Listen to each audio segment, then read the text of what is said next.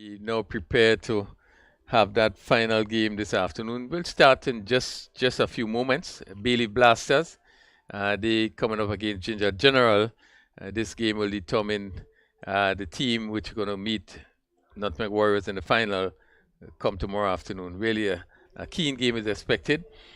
And certainly, John, I think is one of the bigger games in the tournament as we aim to confirm the finalists for the second edition of this Dream 11 T10 tournament. Yeah, Crony, if there is one game that is very important this afternoon is the the, the second qualifier. Yes, very important. Yeah, so we look again at picturesque St. George's. We look at really this beautiful facility here, and we look at the surrounding. They're probably going a little bit further. And John, speaking this morning about the network of roads that we have as we look at the small villages, areas around St. George's, and coming up there seem to be trying to pick that building at the top of the hill there. But certainly is a really nice site as we view those narrow roads going through the town of St. George. And as we see, despite the hot sun, there's a lot of green as we see the trees. Yeah, and just reminded the Parliament building as we looked at the top there. And you know that which would have been built not too long. We look at the housing schemes. That's just above us here at the National Stadium. And then we probably will come down to, as we coming down, I guess we go closer to tongue. And we look at just coming across, and really just looking at the buildings as they are situated in the St. George's area. We look at a playing field just to the left of this cricket stadium, the athletic stadium. Kirani James Athletic Stadium. The warm-up track just to the right of it. I guess we view the coastline, the sea. We also look at the symmetry just above. Certainly tremendous sight. The teams for today, Qualifier 2. As we see, everything is basically in place for this final game. Again, really nice venue. Yes.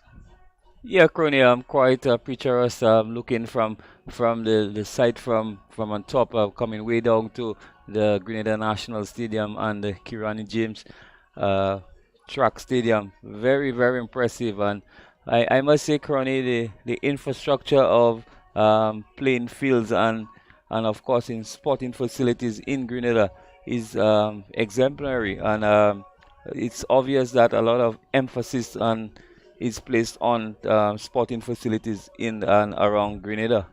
Yes, certainly I could tell you that a lot of emphasis is being placed on sports and the facility that we build.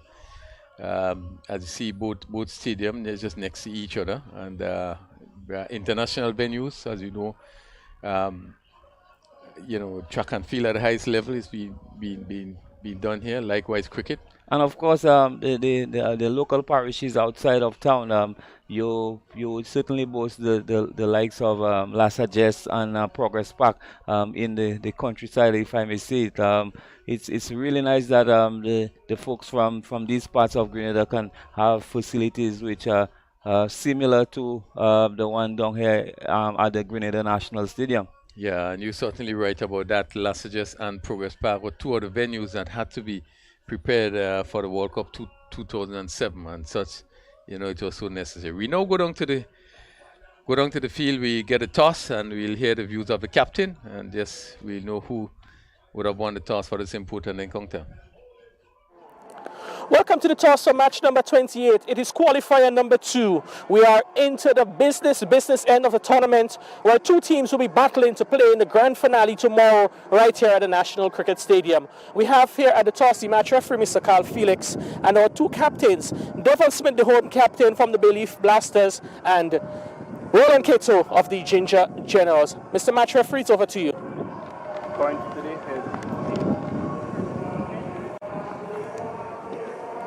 The call is ahead by Cato, and I'm chasing it, and it is settling on ahead. Roland Cato, Mr. Referee, just to confirm the toss. Cato, you guys have won, and the toss ought to be the decision of the Ginger Generals. we'll have a bowl first. You guys, Ginger Generals, you guys would have had pretty good success coming in yesterday. Quite convincing victory there. Must be feeling happy with your guys' performance yesterday. Yeah, most definitely. I think that we as a team played a complete game yesterday. We went out on bowl first, bowled the guys on 90 runs, which we was looking to do, and the openers just did a fantastic job once more. You guys are noted for your reliance on spin in the last few matches. It has been working for you and must be feeling good as a captain. You have so many options you can call on. Yeah, I mean, in my team I have a lot of options. On the days what really working for us, we'll work with. So if you come today and the spin is working, we'll bowl spin. If the spin is not working, then we have pacers in our lineup that's capable of bowling at any attack. Yesterday you would have played in the Eliminator 1. How do you get your guys refocused for this big match today? We just take it game by game, Yesterday has already gone. We just look to correct things that we didn't do right yesterday and just come out. I think the guys are in good spirits. We are on a high, so I just hopefully that today it works perfect again. All right, well, Roland, all the best to you and your guys, and we wish you guys all the best, and look to see if you can be making it to the big day tomorrow. All right, thank you. Devon Smith, another match here. You had the luxury of having two bites of the cherry. It's the second bite, and it's now do or die for the Bayleaf Blasters. Yeah, every game is very important to us. This game is like a final. If we lose, we are the tournament, but if we win, then we have another chance. I think the guys are ready. They know what the importance of the game, so yeah, we're ready to play this game. In terms of the target, you need to put on a good score that you can defend later on. What do you think would be a good one you'd want to aim for? Yeah, anything over 110, 115 would be a good target for us. Consider that we can start keeping low, a bit low, so that could go to our advantage. So runs on the board is runs on the board. So once we give a good a show of ourselves, let's go and play to the best of our ability. Yesterday had a defeat in the Qualifier 1. How would you have got your guys to refocus to face this big matchup today? Yeah, the guys know where we fell short. You can't be chasing 107 runs and only lose 3 wickets. And they accept, where they fall short. So, they're looking forward to the game today. And finally, in terms of changes, any changes to the squad for this big match? No, we're playing the same team. All right, well, Devon, all the best to you and Bayleaf Blasters, and we look forward to seeing you guys further in the tournament. Thank you very much. All right, so that was the toss won by Ginger Generals. They have asked Bayleaf Blasters to bat first. Yes, and there we have it. Ginger Generals won the toss, and they will field first. Any surprise, John? No, no surprise. I think Ginger Generals have chased well based on what has transpired before in the tournament. But saying that, you really cannot count out Bayleaf Blasters. They have quality within the setup. They have quality within the team, and I think that they would come and bat properly and set a total that it will be challenging to the Ginger Generals. Yeah, and we do hope for the good of the game. This is a big game. And this is probably one of the biggest games in the tournament.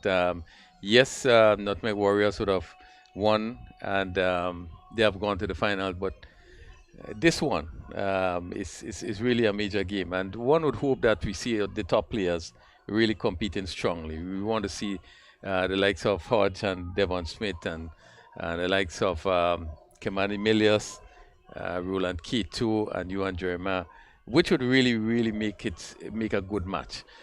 Pleased to say that the conditions are fine. It's much lighter than it was in the previous game this morning, when it was probably a little bit on the cloudy side.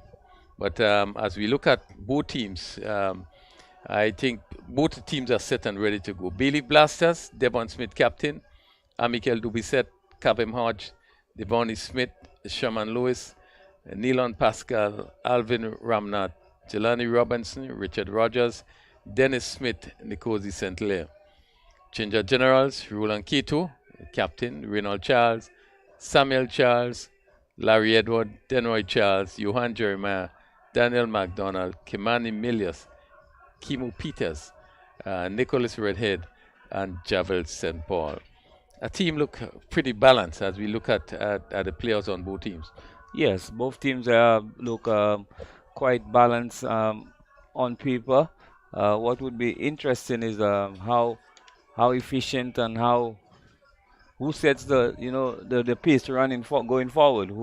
Which team really has the upper hand come power play, come end of innings. Are we going to see an average score of 100?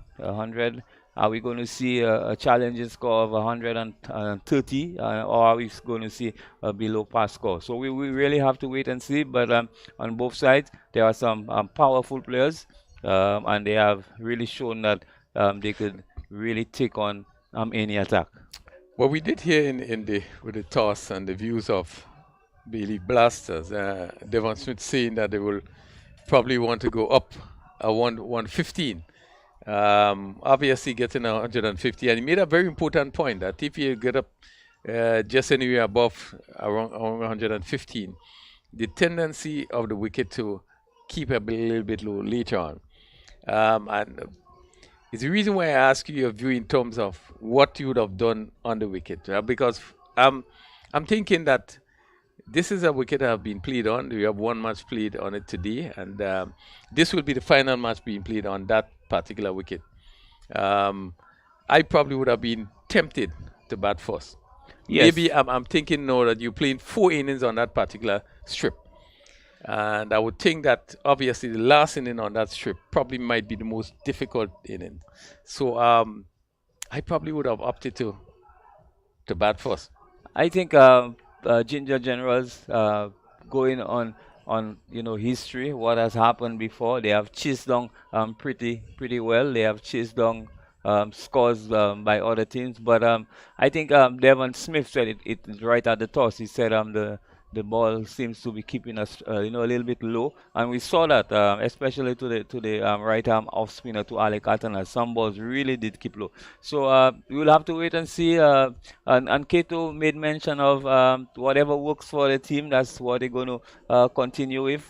They're going to start with spin, and then they could revert to fast bowling. But we'll have to wait and see. I think that batting first would probably be the best option on this pitch. Yeah, certainly. An important point, as Keto mentioned, he said, what works. And maybe he's thinking now that they batted second and batted beautifully and will want to continue in that vein.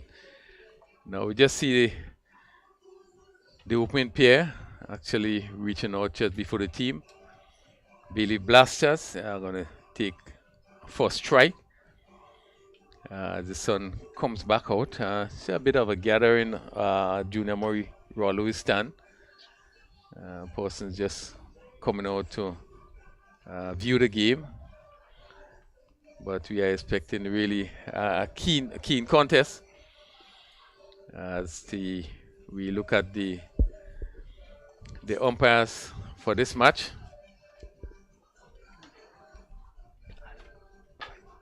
Dayton Butler and Roger Davis, probably 2 of the most experienced qualified umpires. Yeah, definitely. Dayton Butler, West Indies panel, West Indies umpire, and umpire Rogers also look quite efficient in his matches so far. Cavem Hodge and Jelani Robinson, definitely 2 players with immense talent. They could explode, and they could set up Bayleaf Blasters with a good start. Yes, and interesting, this opening pair, both from Dominica, they would have known each other very well. So that goes all well in terms of the running between the wicket, the communication between the wicket. I imagine these are the guys that probably might be able to speak a different language or say nobody is knowing. There's, particularly if there's a St. Lucian very close, might be able to pick it up. There's two St. Lucians on the Ginger General team. So we're about to see the first ball. Denroy Charles, the off spinner, coming from the southern end, and he's going to bowl to Robinson, the right-handed Robinson. Play down to mid-wicket. And the batsman go for one, attempting a second. But a good movement there by Edwards, coming off the mid-wicket boundary. So Bayleaf blasters off the mark, one without loss. Bayleaf blasters being sent into bat. The Kavim Hodge, captain of the Volcano team. Really a talented cricketer. One who really spent a lot of time on working on his game. He comes forward and push it back along the wicket. Yeah, we are expecting a really exciting game here, as both teams is trying to make it to the finals. Charles, right arm off spin, short delivery, cut just past the backward point for 4. At least a short delivery, really asked to be hit, and he just hit it back, maybe a more short third man, which was wide, and it went down to the boundary for 4. Yeah, short delivery by Charles, and Kavim Hodge making no mistake, just hitting this one to the right of the backward, the short third man really, and collecting the first boundary. 5 without loss. Good confident start by Hodge. He faces Charles Bond, giving some air, push down to mid-wicket. They probably would look for 2 here. Yes, they're going to come back for 2, and really good work by Edwards coming in off the boundary. He really was quick across the field, and just missed the stump as the batsman really scampered for 2. Yes, a good running by the batsman, but Larry Edwards very quick along the park. Almost is in a run out. I think if this ball had hit Robinson would have been out. Yeah, look very close. Charles Smith just Hodge just pulling away. 7 without loss. The sun comes back out. Charles, this one is pushed back along the wicket. Quicker delivery by Charles.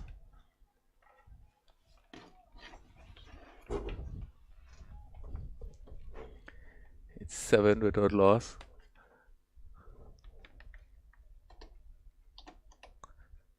As Charles, this one is full and played down to backward square. Again, they're looking for a run there, but good movement by Redhead. And just avoided them from taking that single. At the end of the first over, 7 without loss. Bayleaf Blasters being asked to bat first. Yeah, good over by Charles. This delivery, Kavim Hodge really missing out on a full pitch delivery on leg stump. Just 7 of the first over from Charles. A good start by Charles, really. Yeah, just fortunate that full delivery on leg stump was not put away. But he will be pleased at just 7 from that first over. Now we've seen the spin of Kimo Peters. He's going to pick it up from this end. Peters, better known for his batting, and really has come on in this tournament. He picked up some important wicket, and we have seen, I think, the second time he's partnering opening the bowling. First delivery short, and again Robinson looking to hit that some way over backward square. I made no contact. Yeah, Robinson really missing out on this poor delivery down the leg side. Kimbo Charles angling this one down the leg side. Left arm around the wicket. As Peters, bowled to Robinson, is back and cutting this one. This going to go down to the boundary for 4, just over the head of that short third man. Again, another short delivery, and he didn't get hold of it as he expected, but the result that he wanted, picked up 4. Yeah, this one shot outside our stump. Robinson looking to cut this one down through point, but just eluding the fielder at short third man and going down to the boundary for 4. So 11 without loss. over number 2, Chemo Peters. Another short delivery. Where does it go down to mid wicket? Straight to the fielder on the mid wicket boundary. Javid St. Paul. Would be disappointed that he didn't make more use of that delivery. Yeah, Chemo Paul just seems to be on the short side today. It has been a surprise package for Ginger Journals, Peters. Really picked up some really important wickets. Had a good start yesterday. As he's again, Hodge not quite ready. No, Peters on his way. Wide of the off stump. Again, no shot offered by Hodge. So they're struggling a bit today, Peters. As he's around the wicket, the ball to Hodge, giving some air. Again, another wide signal.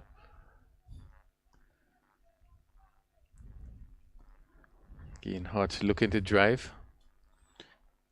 Not a very impressive start there by Peters.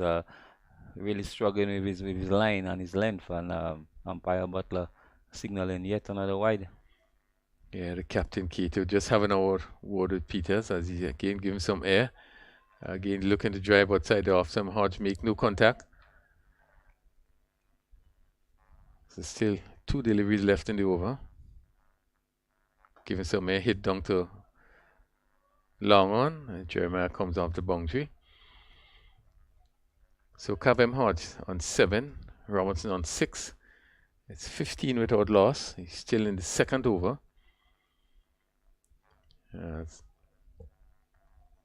Robinson for this delivery. Another short delivery. Again, looking to hit somebody through the offside. Not timing, probably just staying a bit. Hit it hard into the ground and it went back on the onside. That completes Peters' first over, going for 8 in that over. After 2 overs, it's 15 without loss, Bayleaf Blasters. Yeah, Bayleaf Blasters really not really getting the type of start that they would really want. Just 15 after the first 2 overs. Really, the spinners really not giving them any opportunity to score. Yeah, January Charles, and his first over going for 7. And he would be bowling to Kavem Hodge. Hodge lift this one and goes over long on for 6. Really good hit onto the stands there it went, the first deck, but he used his feet and got to the pitch of this one and lifted it over long on. Yeah, magnificent shot by Kavem Hodge. Not very often we see batsmen using their feet and coming down and hitting straight, but on this occasion Kavem Hodge picking up the length quickly and using his feet really quickly and depositing this one way over long on for 6. Yeah, good shot by Hodge. Didn't try to drag it too much as he faces Charles. As he's up to the board, the Hodge shorter delivery, which is pushed down to a mid wicket. They're probably going to pick up 2 here, no, just 1. Again, Edwards very quick coming off the mid wicket boundary and just limited batsman to 1. 22. Hodge moves to 14. And Larry just really quick across the ground. For this pitch up and hit to square past this square backward square leg field, and this is going to go across the road for another 4. A bad miss by Redhead. It was a full toss that really needed to be put away. And Hodge picking up another boundary. That's Robinson picking up another boundary.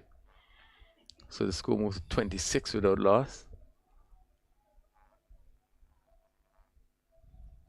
Charles coming in just a bit of rough treatment in this over as he's on his way to bowl to another full toss, which was played back to the bowler. And he would have loved to do a lot more with that delivery. Jelani Robinson, he's on 10. He faces Charles again, look and sweep in. Where does this one go? Lovely shot. It goes over mid wicket, backward square for 6.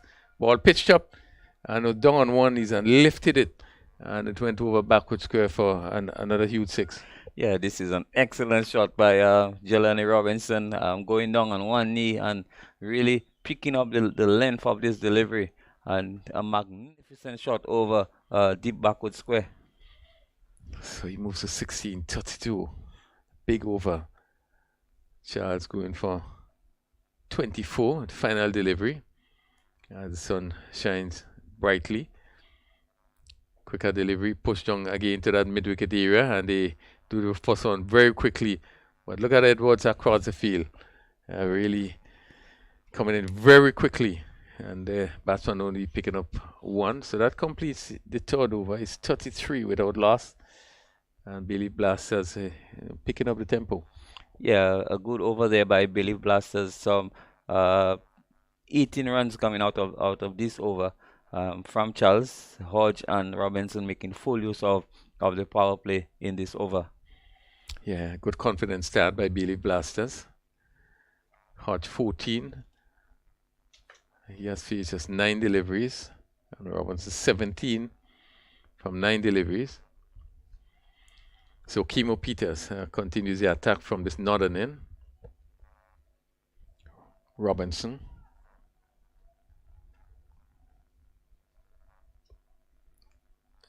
As Peters to Robinson. Robinson looking to pull this one. Where does this one go? Down to mid wicket for another 4. Ball shortish in length, but what did he went right back and give himself the time and pull it down to that mid wicket region. And again, he picking up another important boundary. Yeah, Peters really too short on this occasion, and Kabim Hodge depositing this one along the ground, really past the man at mid wicket down to the boundary for 4. So 21.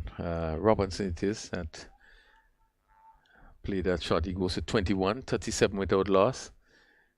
Still in a power play, the 4th over. Kimo Peters once again giving this one some air, and comes up the edge there.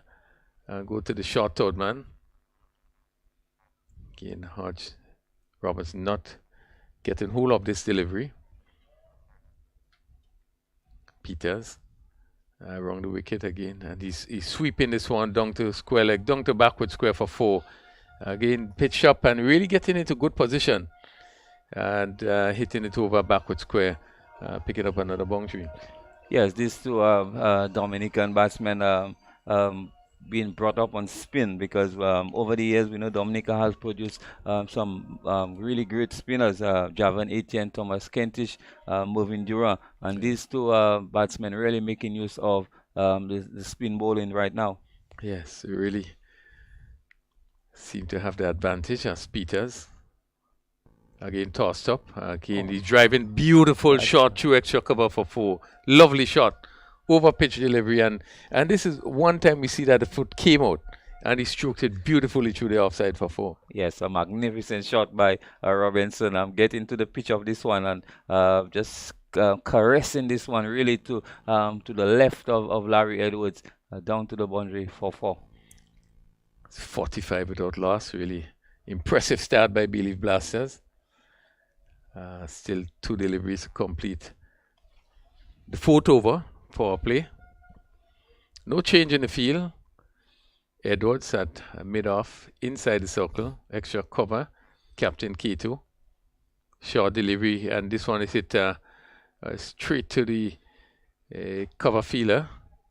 Again, probably just dropping 1 bounce in front. 45 without loss. And he's hitting this one. This one goes over wide long on for 6. Ball pitched up. And Robinson, you just get into the pitch of it and lifted it. And it went over mid-wicket for 6. Really good shot.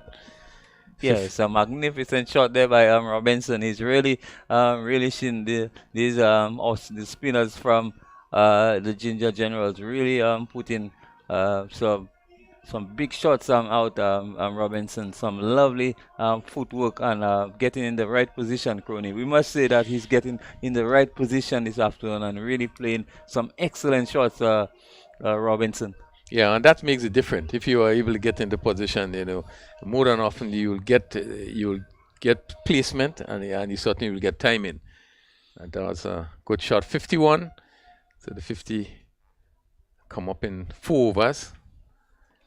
Bayleaf Blaster will be confident with that start. 51 without loss, Yes, 4 overs. an excellent power play by the Bayleaf Blasters, 51.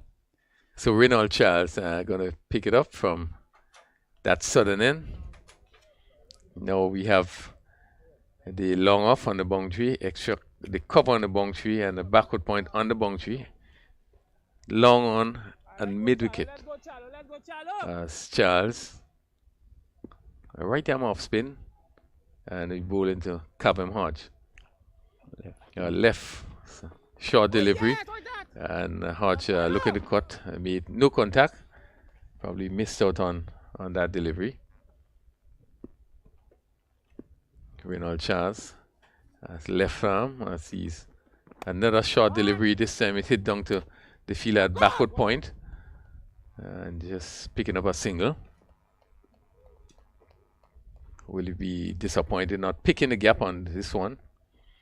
The score moves to 52 without loss, and Jelani Robinson is on 35, 15 deliveries. Face under this one is pitch up driven again down to that backward point region, and he pick it up another single.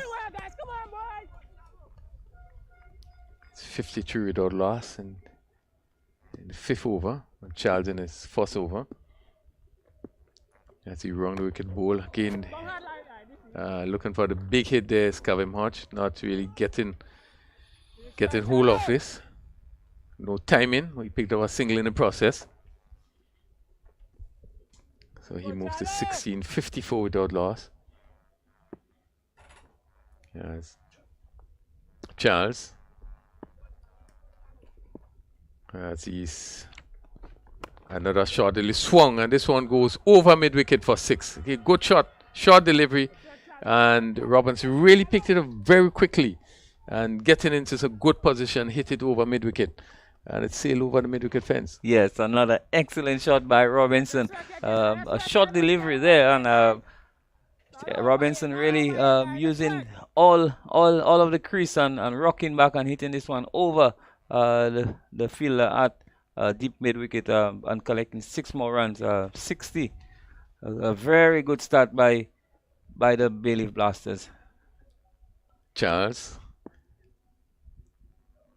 to Robinson, who quickly moves to 42, and he's hitting this one down to again the mid wicket. Edwards comes off the boundary, and he ambles another single. So at the end of 5 overs, Bayleaf Blasters was asked to bat for their 6-1 without loss.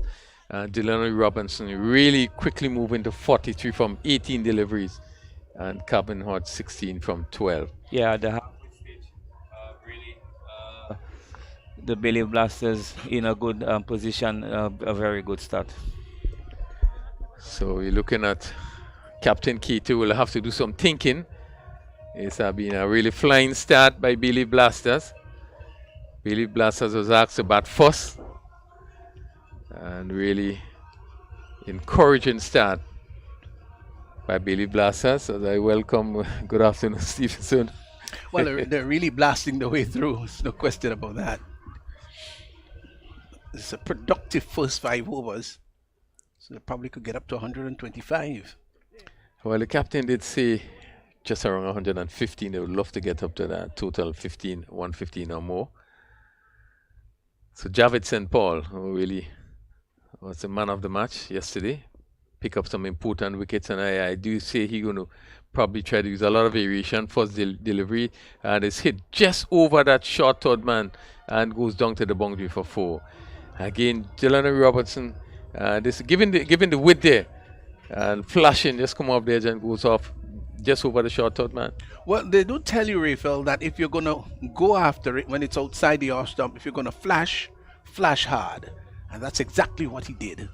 Flashed hard, went peeling, screaming off the edge, down to third man for 4. That was the late Freddie Truman said never applaud anything that goes down to third man and down to fine leg. He was a Puritan. Interesting. St. Paul, once again, bolts to Robinson. Robinson pushes this one down to long on. Jeremiah comes quickly off the boundary. So he moves to 48, and really, just in 20 deliveries, really have been a turnaround. Robinson scored 53 batting through the inning yesterday. And again, they just not been able to get over the line. But this time around, it's 48 from 20. Really has been playing a different inning today. Around the wicket to Hodge. And Hodge is swinging this one, goes over mid-wicket. And the fielder on the boundary just had to look at it and sail over mid-wicket for another 6. He took that out from outside the off stump. That was what made the shot so interesting. Way outside the off stump and slanting across the right-hander's body. Put the left pad down and, of course, the right pad right on the turf. Swept it over mid-wicket for 6. It was quite an extraordinary shot. 72 without loss, and you see the keeper, Samuel Charles, just running right down to St. Paul. St. Paul, who bowled very well yesterday, picked up wickets, and was very economical. His first over, so going for 11 and 3 deliveries. Yeah, I would like to see some of these bowlers bowl the slow ball. I haven't seen a whole lot of it in the tournament.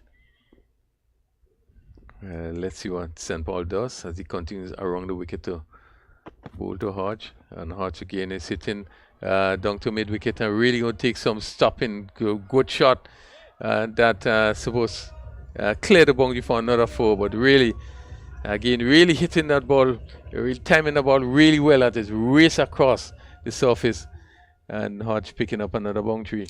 That too was tugged from outside the off stump. Now, what Hodge is doing, I think he favors the leg side from the context that there are less fielders there. So rather than going onto the back foot and cutting through the offside, now there is a sweeper and there's a deep cover that's going to be pushed back now, deep extra cover and a conventional extra cover, then the long off. So I guess his argument is it's harder to pierce the offside field. Let's go over mid-wicket. Well, let's see what he does as St. Paul is up to the bowl, and this is wide off the off stump and called wide by the umpire. Good discipline shown there by Hodge, not chasing after this one outside the off stump. It's 77 without loss. He's still in the 6th over, and St. Paul none for 16 so far. Yeah, this is very fast scoring. Again, wide off the off stump. Very wide.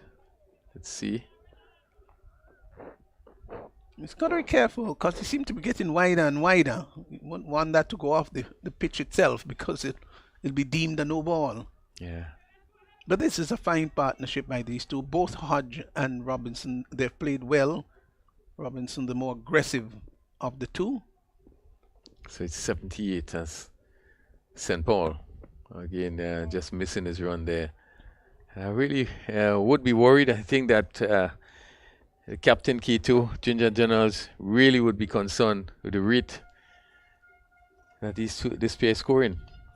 Yeah, I thought too that maybe K2 missed a trick or two. I thought he'd probably have spin one end and pace in the other end, just for variation. So here's St. Paul. He's out wicket ball. And this one is hit again. No timing. Again, looking for the leg side. And this one bouncing back on the onside. And another single to Hodge. It's pretty strange to see him play the sort of inning that he's playing. He's such a touch player, times the ball well. That he really is looking to pull from just outside the off stump.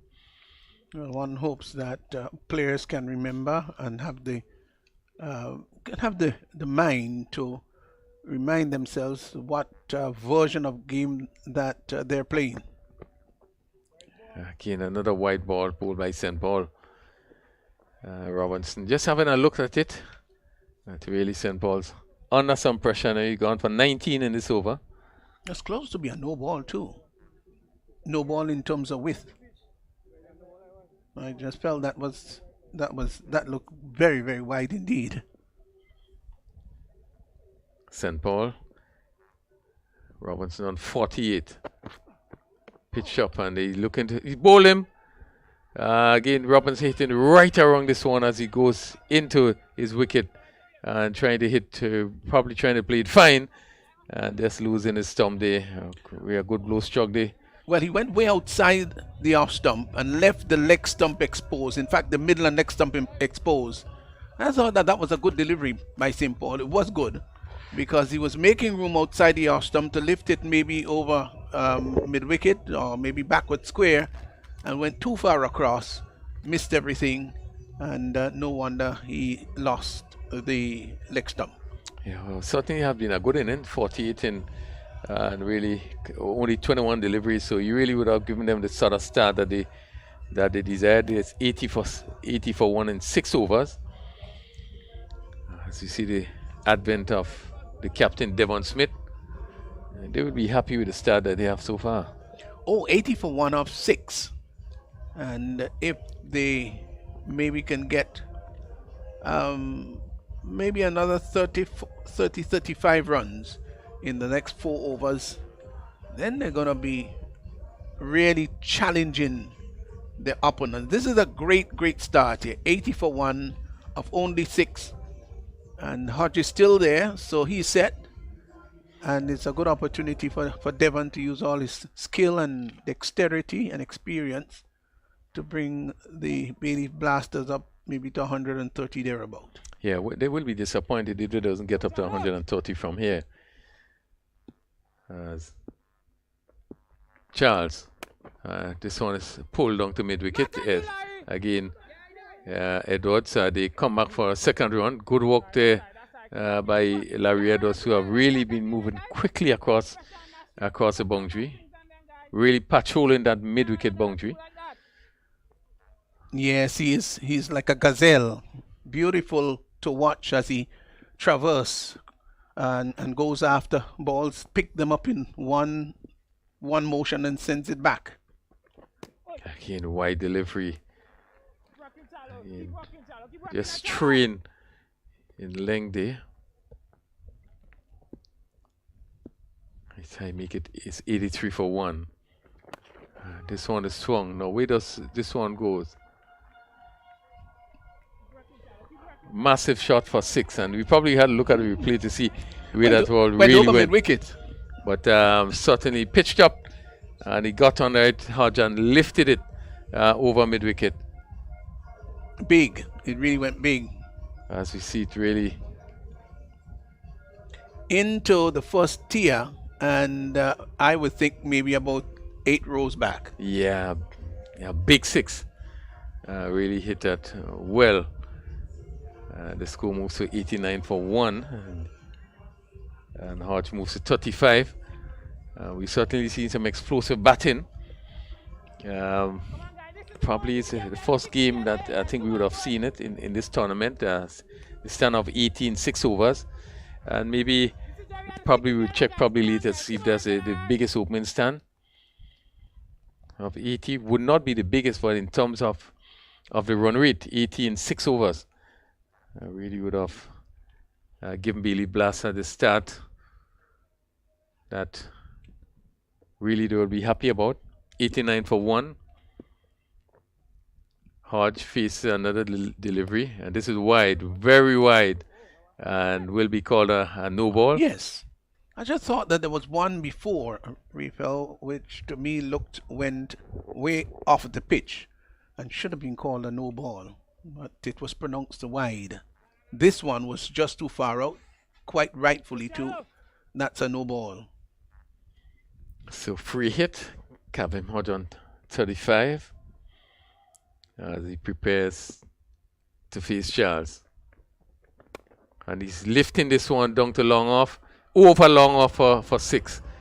Pitched up and really give it the right treatment, and it's so good to see that he went straight and didn't try to hit across it, but hit it straight.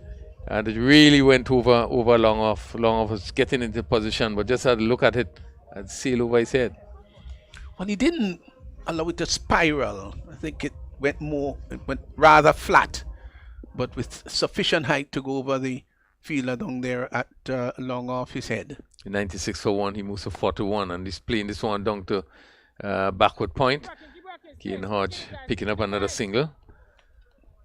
So he quickly moves to 42. So 96 for 1. We're still in the 7th over. He should be in a half century here, Hodge. Yeah, certainly we'll look to get his half century.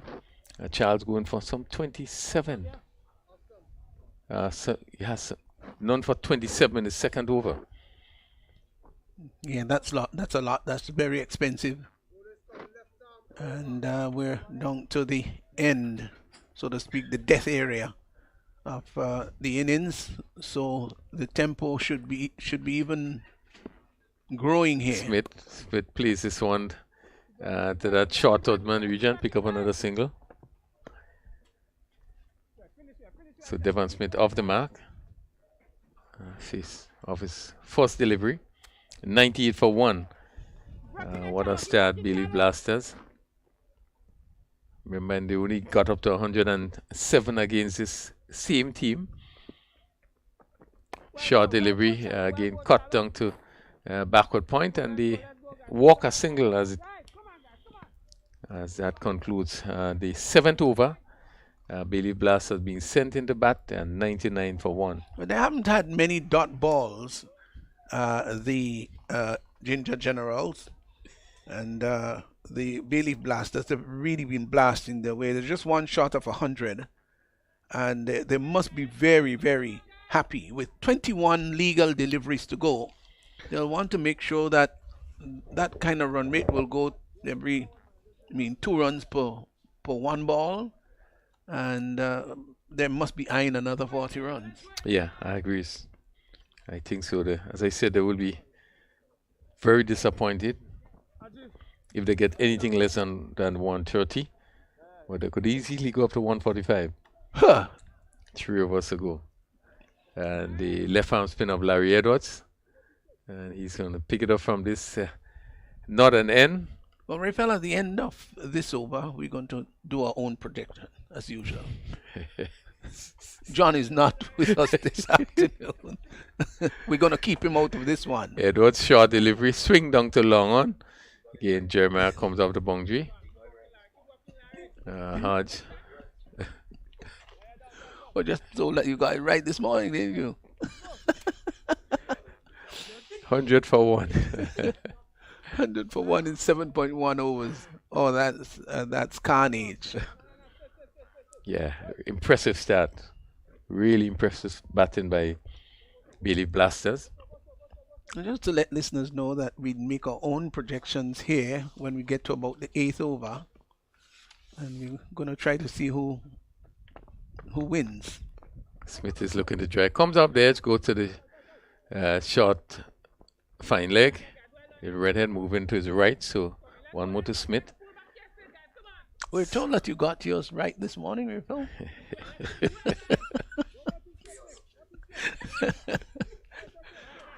Well, let's see what happens today. 101 for 1. Edwards. This one is cut down to the fielder on the boundary. Again, the ambles are singles. Have been a good over so far by Edwards. Just going for 3. 3 singles, 102 for 1. Again, we just want to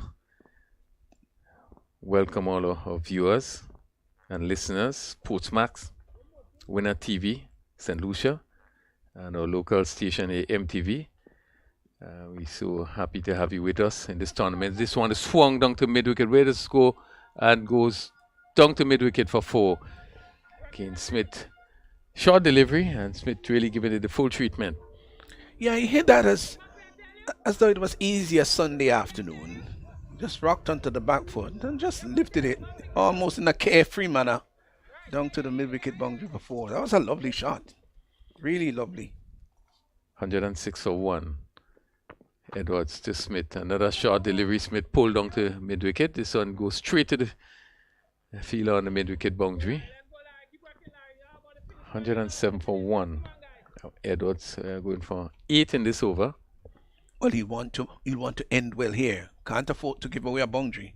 Not with this final delivery is over.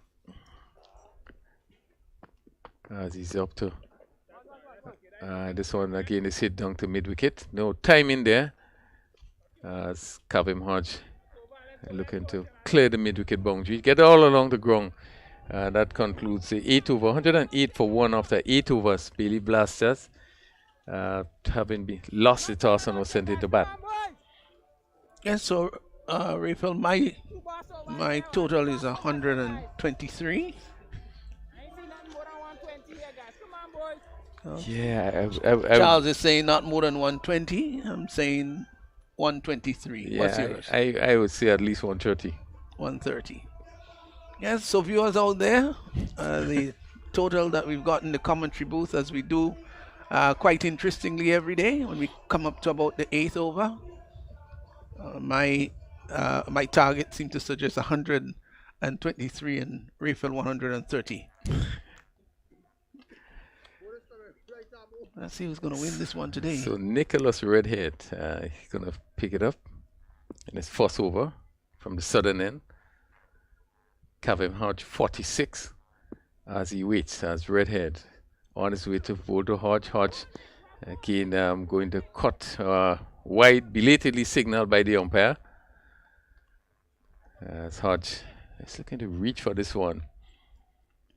Yeah, maybe just barely outside. It was touch and go. One might say the umpire was a little harsh, but it was wide. 109. Backward point on the boundary, cover on the boundary, long off. Cover and a short third man. Short fine length, backward square and a long on. Nicholas Redhead. Keen Hodge looking to pull, short lifting delivery, making no contact.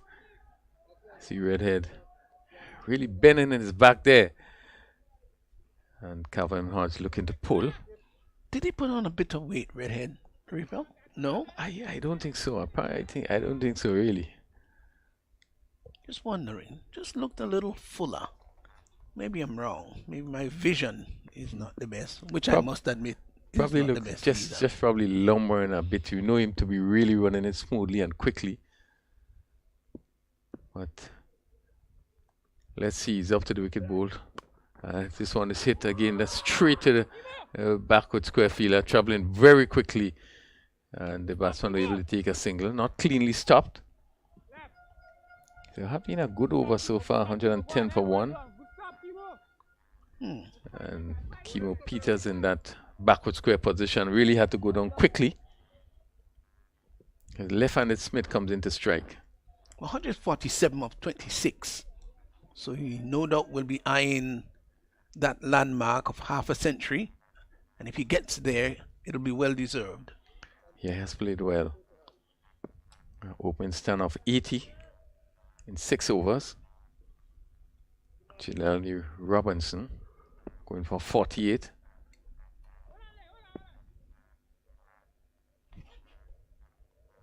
See.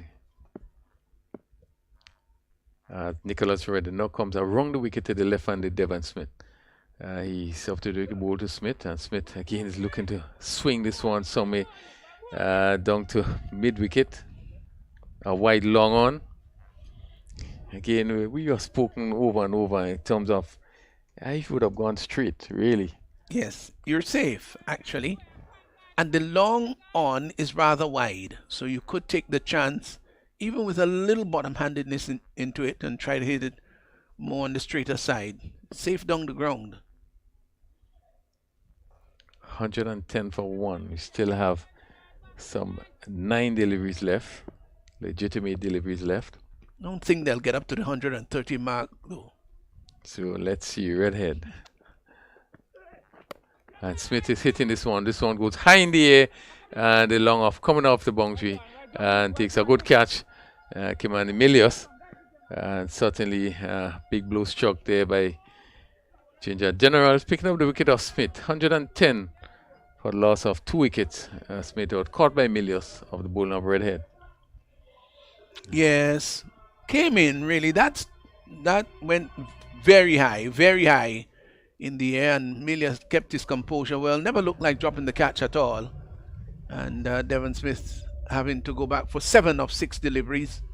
110 for 2.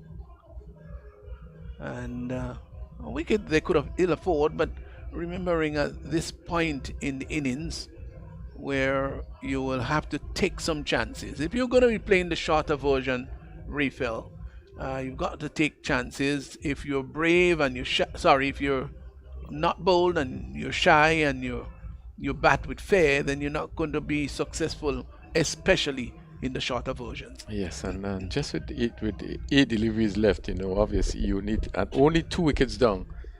So you would want to take chances. You want to give yourself a chance, get up to a total, as big as possible. And Smith there, be looking to hit over long off. And the batsman did cross, so Hodge will be taking strike. Redhead goes back over the wicket to the right-handed Hodge, and misses his run up. And just look, maybe just lumbering a little bit. One wonders if he's 100% fit as he comes in there. And maybe it's the reason you ask, me the question in terms of whether he put on a little bit. Just look lumbering a bit. Yeah, I looked at him also in the field there at mid-wicket earlier on, and didn't look as fast and as brisk as he would have done in our 4 times. Well, here he is in his first over. Down the leg side, will be signal wide. 111. Yeah, just seemed to be struggling a bit as we look at him walk back. Bayleaf Blasters really have been after a good start. Will want to end strong. Yeah, these guys have played quite a bit of cricket over the last few days, practically non-stop. So it could be very taxing and challenging on the body. Yeah, I think sometimes we don't give them the credit they deserve. Redhead, this one hit and good stop by the cover fielder Keto. Oh, that done so easily. Just struck firmly. But Hodge was able to pick up one more. He moves to 48 from 27 deliveries. And Robinson would have scored 48 from 21 deliveries. So the right-handed Dennis Smith comes into strike as he faces Redhead. The wide outside the off stump again, and the umpire signal a wide again. Redhead just seemed to be struggling and not getting it right, and this was almost wide enough to be called a no ball. He still picked up an interesting wicket, an important wicket rather. It's 1 for 5, but he had 3 wides in the over. He's up to the wicket ball to Smith. And Smith again is looking for the big drive, not getting hold of it. Good length delivery, just going out on the onside. And Smith picking up his first run. And at the end of 9 overs, 113 for 2. Well, they've just changed the score to 114. It means that they will have to get 16 for your magic total of 130. Yeah, you're right. You're right. Well, if they get 9, your 9 is closer than 16. Yeah. So you 114 for 2, and we into the last over. Edwards gonna pick up the attack. His first over going for 9. So it had been a good comeback by Ginger Generals. They didn't allow it to run away. Oh, yeah, at one point they looked like at about 125, 130, 135. Now it's looking very challenging to get there. Edwards left arm around the wicket to Dennis Smith. Smith is looking to drive. He just drives straight back and he's out, run out. Kavim Hodge looking for the single. Balls hit straight back to Edwards, who quickly just turn and hit the stump. And the umpire, right position. Hodge being given out. Really and a good decision. Really good decision by the umpire. I think it was hit first before the bat went down. We're going to have another look at it. That's an important blow there.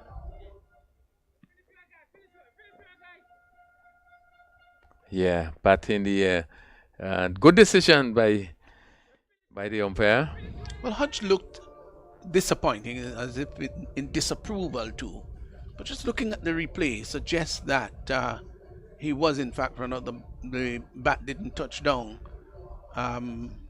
before the ball had connected to the stumps. Good work there by Edward. Really good work.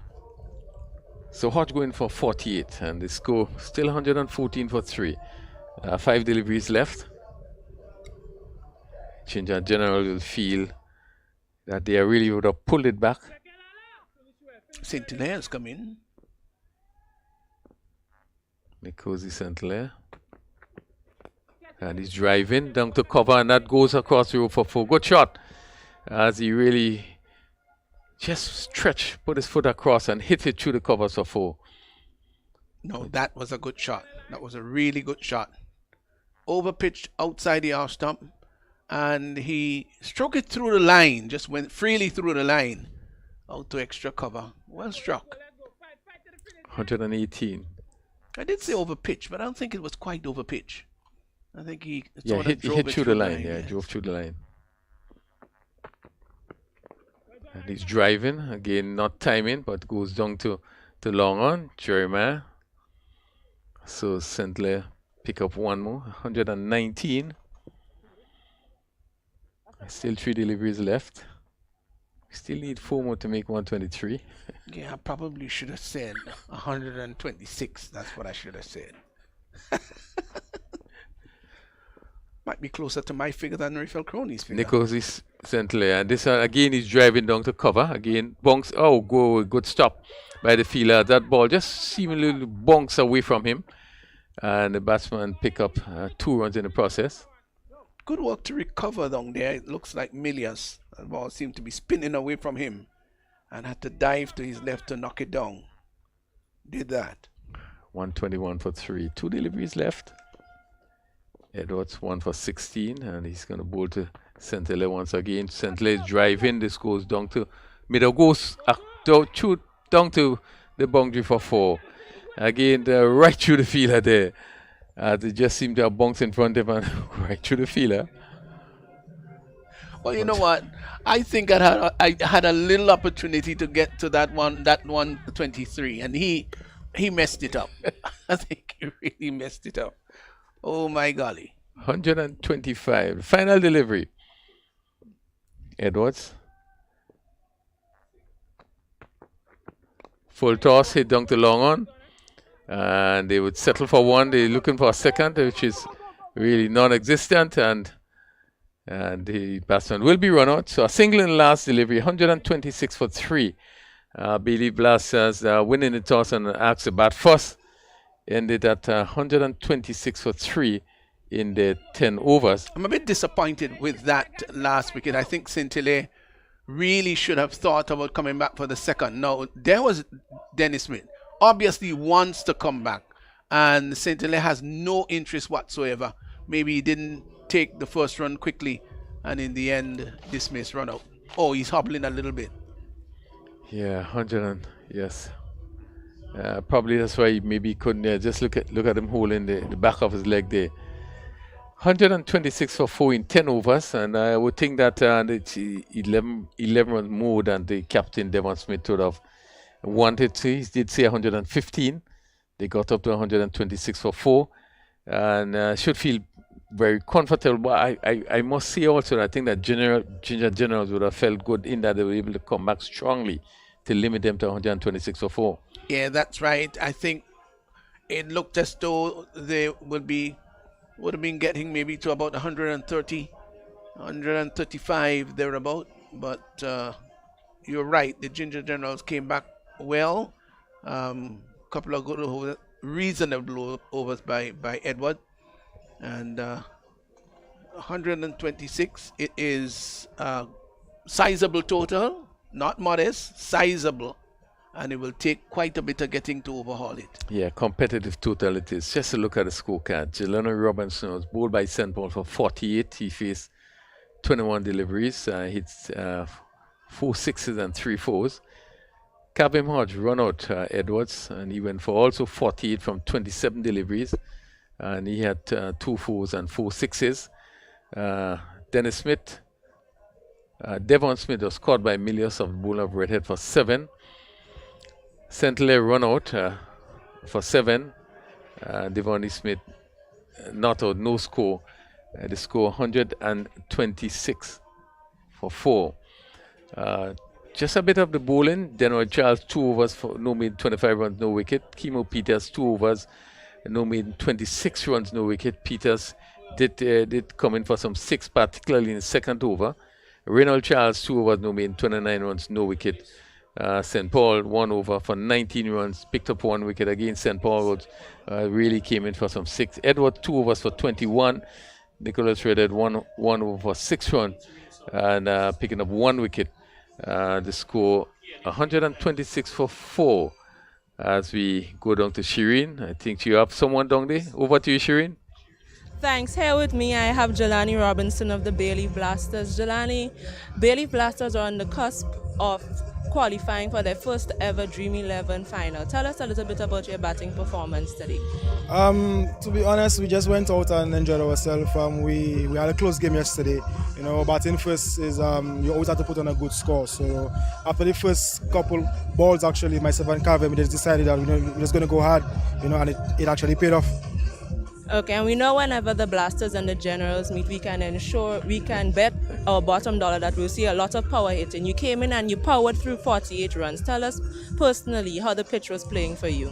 The pitch, honestly, for the tournament has been a good batting wicket. I think the Generals bowl a bit too slow, you know, so which allowed myself and Kavem to get a lot under the ball, you know. So I think that works in our favor the way they bowl. But the pitch on a whole is playing pretty good.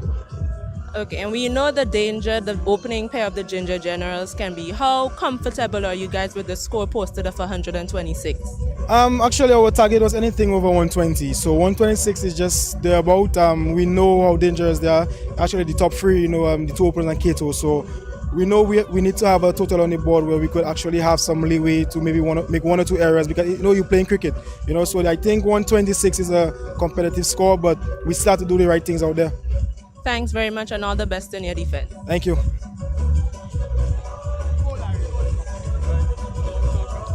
Still have Larry Edwards. Okay, here with me is Larry Edward of the Ginger Generals. Larry, we know that Blasters and Generals throughout this tournament, you guys have had some keen competition between yourselves. Tell us about the Generals' performance this afternoon. First of all, I still believe it's a defendable total. 126, you know, on a good pitch like this, I believe that our batsmen can get it. But bowling-wise, I think probably we could have squeezed in a little, you know, defend a little bit more. Different tactics today. We are hoping that the tactics work today, but all of it didn't really work out in our favor today.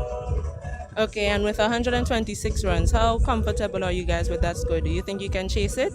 Yeah, bearing that every game we have always had a batsman who scored. You know, Kimani got 3 man of the matches already. So the equation right now, it seems like it's if we get 2 batsmen or 3 batsmen getting runs, then it seems like the win is gonna be in our favor. So I have no doubts that 126, 127 to get is definitely or should be a gettable total. Okay, and at the last edition of the Dream 11 Spice, and we saw Ginger Generals nearly making it into the finals, and now you're again possibly contending for a spot. How important is this win today for you guys? Yeah, it's a big win. Looking at the team this year, we definitely have an all-round team, bowling and batting, and we know the confidence is there in the team. We believe that deeply, collectively, that we can chase down any total this year around. So I believe definitely we should get this total and reach in the finals. Okay, all the best in your batting. Back to you, Crony. Thank you, Cherise. 126 for 4 Bayleaf Blasters, and they probably Stevenson would feel the more confident team going into this, going into the next half of the game. Well, the 126 runs have already been posted on the board. The run rate being almost 13. That's big. And it means that it will take quite a bit of chasing. But the top order has got some good players. So if they get off to a really good start, and they don't want to be too slow about it. You don't want the scoring rate, the required run rate, to get up to, let's say, about 15. You want to keep it around that 12 mark, around the 11 mark. And when you come down to maybe the final over or two, it should be somewhere around 10 or 9. Yeah, but it will be a challenge. And, you know, speaking to John during the lunch, and his view, you know, batting on that pressure when you know how much you have to get to could be really extra pressure. And it therefore means that your open pair would expect them to start well. We would have seen in this particular game, Bayleaf Blasters put it on 80 for the opening stand. And this was done in quick time, just 6 overs. And really set the platform really to kick off with the next 4 overs. They didn't do as much, but certainly I think they would have done quite enough. I think they as we hear the interviews, seem to be in a comfortable position in that they probably would have scored a little more than they expected. And therefore, I do believe they would feel a confident team. But certainly, we cannot take nothing away from Ginger Generals. The explosive batting of Milius, the batting of Johan Jeremiah, and also the batting of Kato. And this, in my view, would be 3 key players that probably can make a difference the way this match, to determine the way the match goes.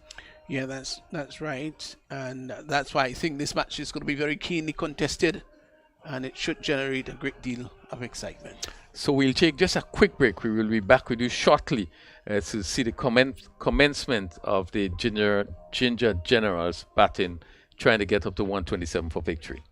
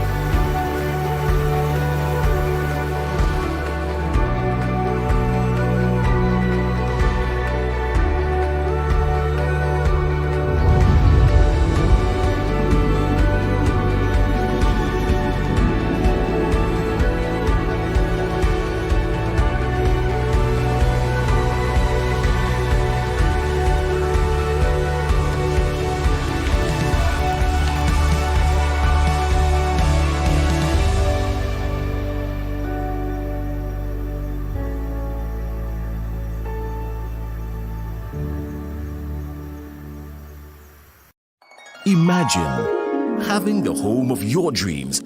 Imagine investing in that piece of property you can call your own. Imagine finally doing that home improvement project you've always been thinking about.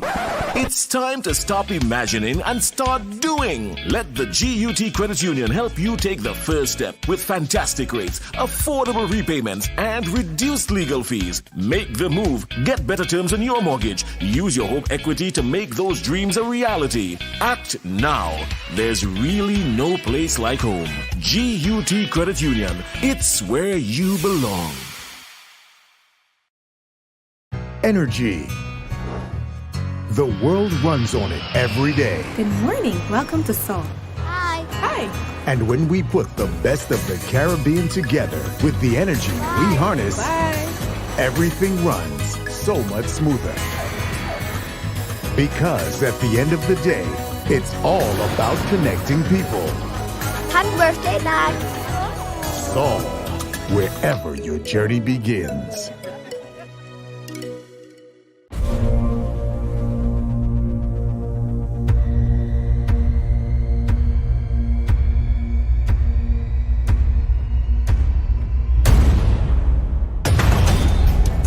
The biggest and safest summer festival in the region, August 8th and 9th. Let's go to Grenada for Spice Mass.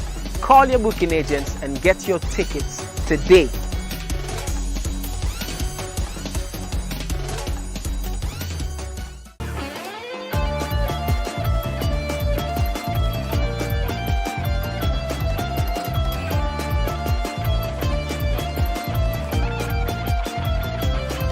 I can't wait for T10.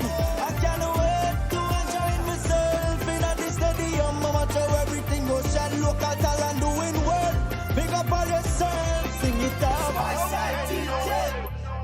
soldiers.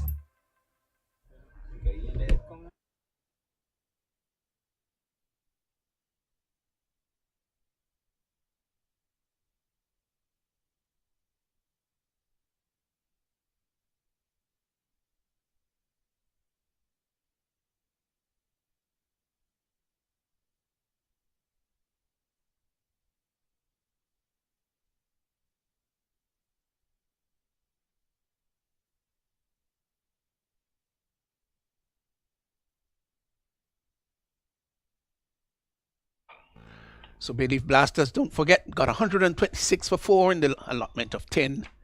And the Ginger Generals will be seeking to run that down, chase that down. It's an uphill task. Here is the first delivery. That is slanting down the leg side. Milius coming forward and looking to turn that behind square leg. The umpire signaled that was a wide. So they're off the mark already.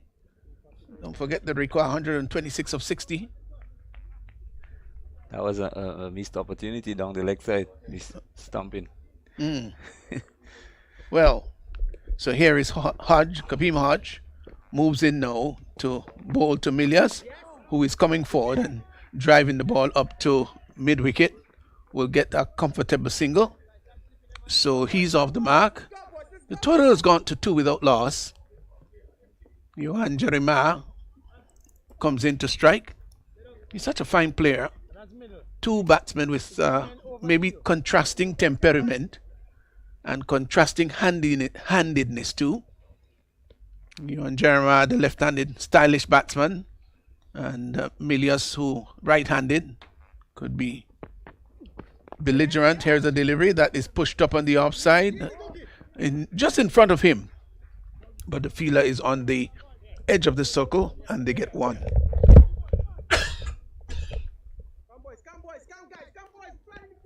So, 3 without loss.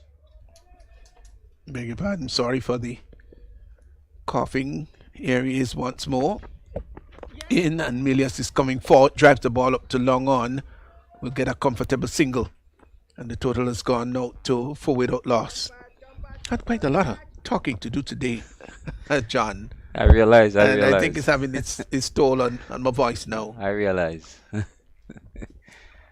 Hodge once more moves in, this time to bowl to Jeremiah. And Jeremiah is lifting that down to the long on area. That's a fine shot. That's gone all the way for 6. Got to the pitch of it. Went right under it. And lifted it nicely over the long off area. Well, long on area. Almost straight back past the bowler actually. And that went very nicely.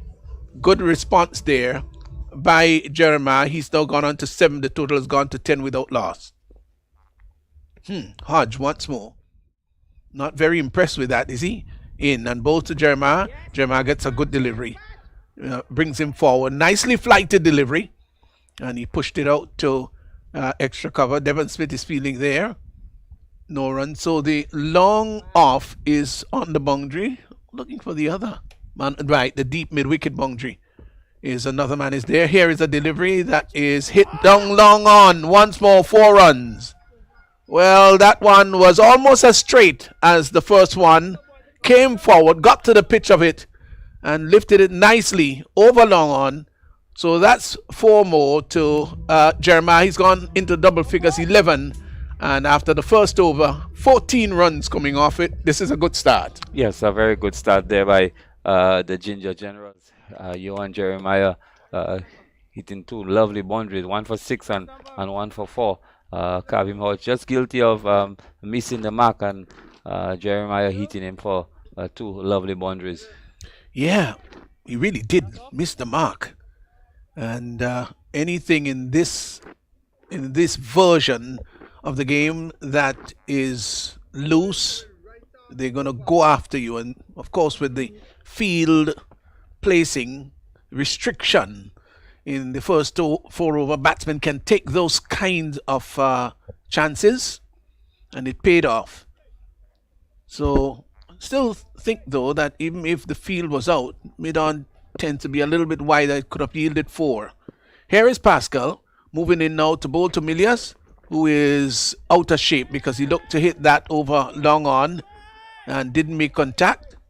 Keeper just going around to his left, collects the ball, and the total remains on 14. 14 without loss, but that's his style, of course, when he's playing that version, is Milius goes after almost everything. He is belligerent, hits the ball hard, and by nature, he's full of aggression. Pascal is in now to bowl to Milius, who is advancing down the track, lifts that over the forward square area, and that's going to go all the way for 6. Well, he used his feet well, and he walked down the pitch. I didn't want to say dance down the track. When you're dancing down the track, it's more like for the spinner. But there he was, advancing, used his feet well, and lifted it nicely over the mid-wicket area, and it went all the way for 6. That was a fine shot by Milius. He's gone to 8. It's 20 without loss. Yes, a big shot there by Milius, hitting this one way over the square leg boundary, picking up 6. A lovely shot. Pascal, the veteran, won't be very happy with that. Goes back from the top of his mark and begins to move in once more. Just about now, started, stop. There's a third man push back on the boundary, extra cover. Cover mid-off bowls, and he's hitting that ball over the bowler's head, and that's going to go down over the long off area. It's gone for 6 runs. That was a clean hit. Well, don't forget there is the field restricting area, and Milius saw the opportunity to drive it, lift it. He didn't want to hit that along the ground at all. Went right under it and lifted it over the boundary line. So that's 6 runs. So he's into Pascal now. He's already hit a 6 and a 4. Well, that last one was the 6. The previous one was a 4. And the warrior in Pascal is going to go back. So 2 6s, I beg your pardon. Here he is once more, is Pascal in, bowls to Milius, who turns out, he's dropped there at the short fine leg.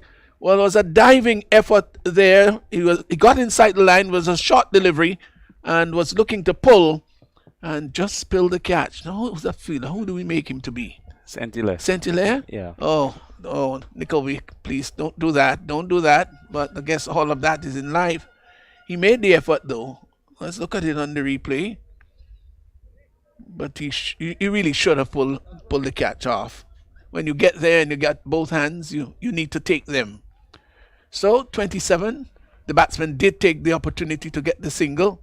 As here is Pascal moving in this time to bowl to Jeremiah, who is driving, gets the ball out to extra cover. Doesn't cue it all that well, but it went all along the ground and couldn't pierce the outside field, which is rather strong. Backward point, cover, extra cover mid-off, mid-on.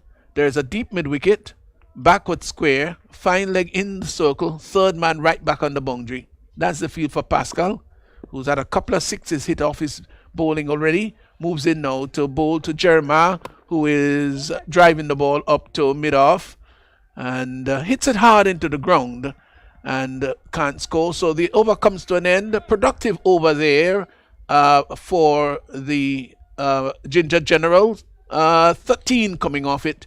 2 overs gone, 27 without loss. Yes, a good start by the Ginger Generals. 27 from 2 overs. Well over the required run rate, and it's a very good start by the Ginger Generals.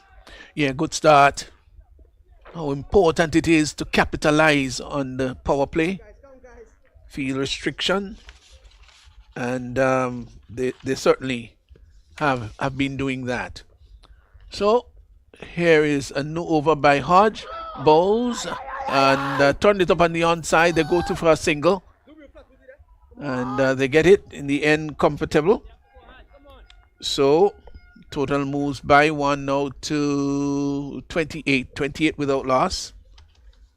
As Johan Jeremiah, the left-hander, now comes into strike. Here once more is Hodge. Into his second over. Fairly expensive first over. 14 went from it. He's in now and bowls to Jeremiah. Jeremiah is coming forward and pushes the ball out to mid-off. Ball traveling much too quickly for the single. So dot ball. Not very often you see many dot balls in this version. Here's a delivery that brings him forward. Could do no more. Pushes the ball out to extra cover.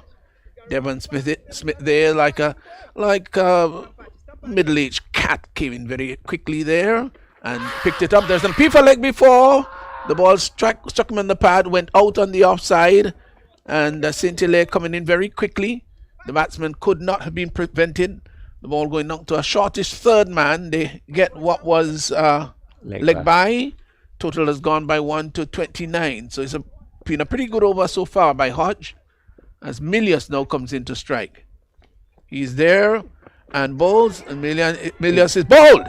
Oh, bowled him. He was looking really to go onto the back foot, and I think the bowler saw him coming and squeezed him. And so they've lost their first wicket. The dangerous Milius has just been bowled by Hodge. He's gone for 16, and absolutely the Ginger Generals are very happy indeed. Actually, this one came off the pad. Yeah, drifting into Milius and just crumping him and coming off his right pad and cannon into the stump. And a rather unfortunate dismissal there by Kimani Milius.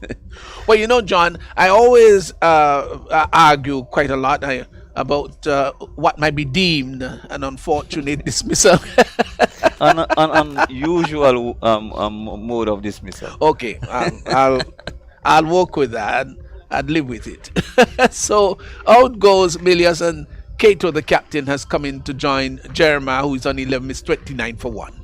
Yes, a big blow there by Kevin Hodge picking up the wicket of Milius. Milius has been the outstanding batsman for the Ginger Generals, and it will take a very big effort by Captain Kito and Jeremiah from here on. Yeah, you're right. Cato has just taken guard, and Hodge, who's had a very good second over, in and bowls to Cato. Cato is coming forward, turns it behind square on the leg side, goes through for a quick single. They get it rather comfortably in the end. Just got inside the line and used the tide very well, turned it to backward square.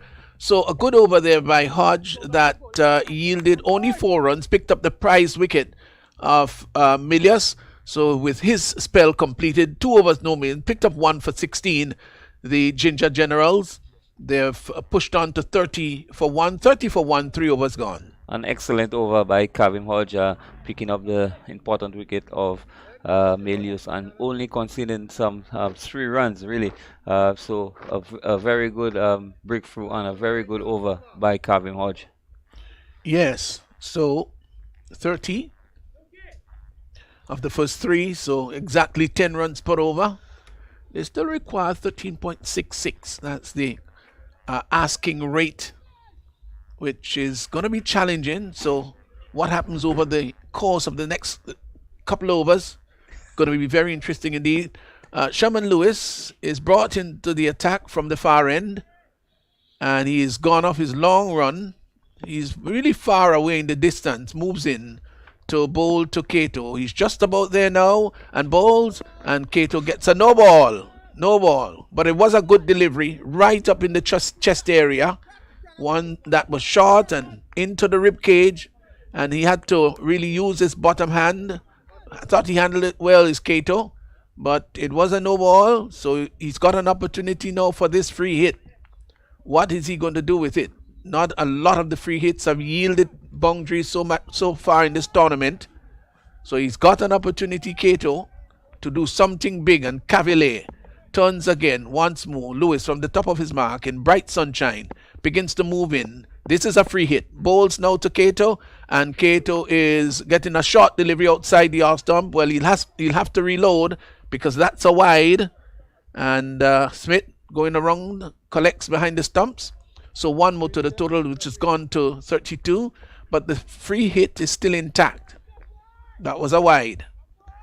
There's so much pressure on the bowler, of course, when he bowls the no ball, because he knows that no matter what happens, the bowler cannot be legged before, cannot be bowled, he cannot be caught. Could be run out though, as Lewis once more moves in to bowl to Cato, And Cato is getting onto the back foot and lifts that. That's going to go down to the mid-wicket area. The catch is going to be taken, but that doesn't matter at all. And they come back for what would be the just a single. Yeah. Oh, now that's poor. Yeah, very poor. I think with the batsman knowing it's a no ball and it couldn't be out caught, you would think that a much better effort would have made to at least stick to. Yes, I agree. I believe that that ball, while it was airborne, could have easily got down for the single, and then when the catcher had to catch the ball and then throw it back in from a distance about 70 yards, the chances of you getting a second run is very much on. Well, Jeremiah comes in to strike, 33 for 1. As here once more is Lewis in, this time to bowl to Jeremiah, and Jeremiah is off the back foot and cuts the ball down to third man. As St. Hilaire is down there, sends the return. Not the best service in the world, but Smith cleans it up. They went for 1, so 1 more to Jeremiah, who's now gone on to 12, and the total has moved on to 34 for 1. Brings the right-handed skipper into action. He's on 2. So a little bit of stemming of the tide and flow of runs here by the bowlers. They've come back pretty well. The bowlers here is in once more outside the off stump, and he's off the back foot and cuts that well down to the boundary area through extra cover for 4. Fine shot. Well, it might have been the slower delivery too, and he delayed the shot and he hit that nicely. Let's see whether he hit it well, and that went down to the extra cover boundary for 4. Fine shot there by Cato. He's gone to 6 to 38 for 1. Yeah, a good shot by Cato, and this delivery, Lewis, just providing some whiff, and Cato using all of his arms and just putting this one over the infield down to the boundary for 4. He's in once more. Is Lewis just about there now, and bowls to Cato. Cato is getting a Yorker-like delivery right up in the block hole. You can hear him grunting as he delivered the ball, pushed up to mid-on, and the batsman had time to cross for 1. So 1 more to the total. Cato's gone to 7. Total has moved on now to 39 for 1. Brings the left-handed Jeremiah into strike. So this match is still very much open. They require 88 from 38 balls, but they've got quite a bit of hitting to get there. Is once more Lewis moves past the umpire and bowls to Jeremiah, who is coming forward, steers the ball down to backward point, thought about the single, made a couple of steps to his left, and the ball was stopped there. Was that St. Hilaire? No, it wasn't. Who was it? Ramnot. Oh, it was Ramnot who did that. A diving stop. Oh, it was. I didn't make him out there. Good old Ramnot, that veteran on the field. That's why Devon Smith went there and tapped him and applauded him. Yeah, that well was done. A diving stop. Yeah, good. Well done by the older statesman. Here he is, 39 for 1. No wonder I saw that you were giggling your own self. Here is once more delivery that is he's looking to turn that to mid-wicket and succeeds in doing so via the pad. So a leg by signal by the umpire. The over comes to an end. Yes, the over's come to an end. So 4 overs gone, 40 for 1. So the run rate is exactly 10 runs per over, and Lewis 9 runs coming off his over. Yes, a decent over there by Lewis. An over with a little bit of pace in it, and just conceding some 9 runs, and a very good going there by Lewis. The power play yielding only some 40 runs, and Ginger Generals would really have to pick up and produce some really big overs if they are to win this game. Yes, because the required run rate now is 14.50. Now that's big. Now they don't want over the next couple overs to go for to produce anything less than, let's say, 14-15 runs per over. If they do that, then I think they're going to be in more than a spot of bother. So here is Richard Rogers. We'll move into bowl to Jeremiah. Outside the off stump, cuts the ball down to backward point, and that's gone for 4. Outside the off stump, pretty wide, and he reached for it, Jeremiah, and cut it behind the third man and backward point, and it went very quickly across the turf for 4. Fine shot, and the total has now moved on to 44 for 1. A lovely shot by Jeremiah. This ball, Rogers just dragging it wide outside the off stump, and Jeremiah in such good form found the gap. Excellent. 44 for 1. Jeremiah has got to 16. Here is Rogers once more in to bowl to Jeremiah, who is cutting the ball this time to the right of the third man area, and with the same result. That's going to go over the boundary line. That's 4. Short outside the off stump, rocked onto the back foot, and cut it much squarer this time. And it went to the right of third man down to the boundary for 4. So 2 fours coming in successive deliveries. He has gone out to 20. That's Jeremiah. The total has moved on, rushed on out to 48 for 1. Yes, and another excellent shot by Johan Jeremiah. Yeah, good shot. The required run rate now 13.94. They need a couple more boundaries, as here is once more.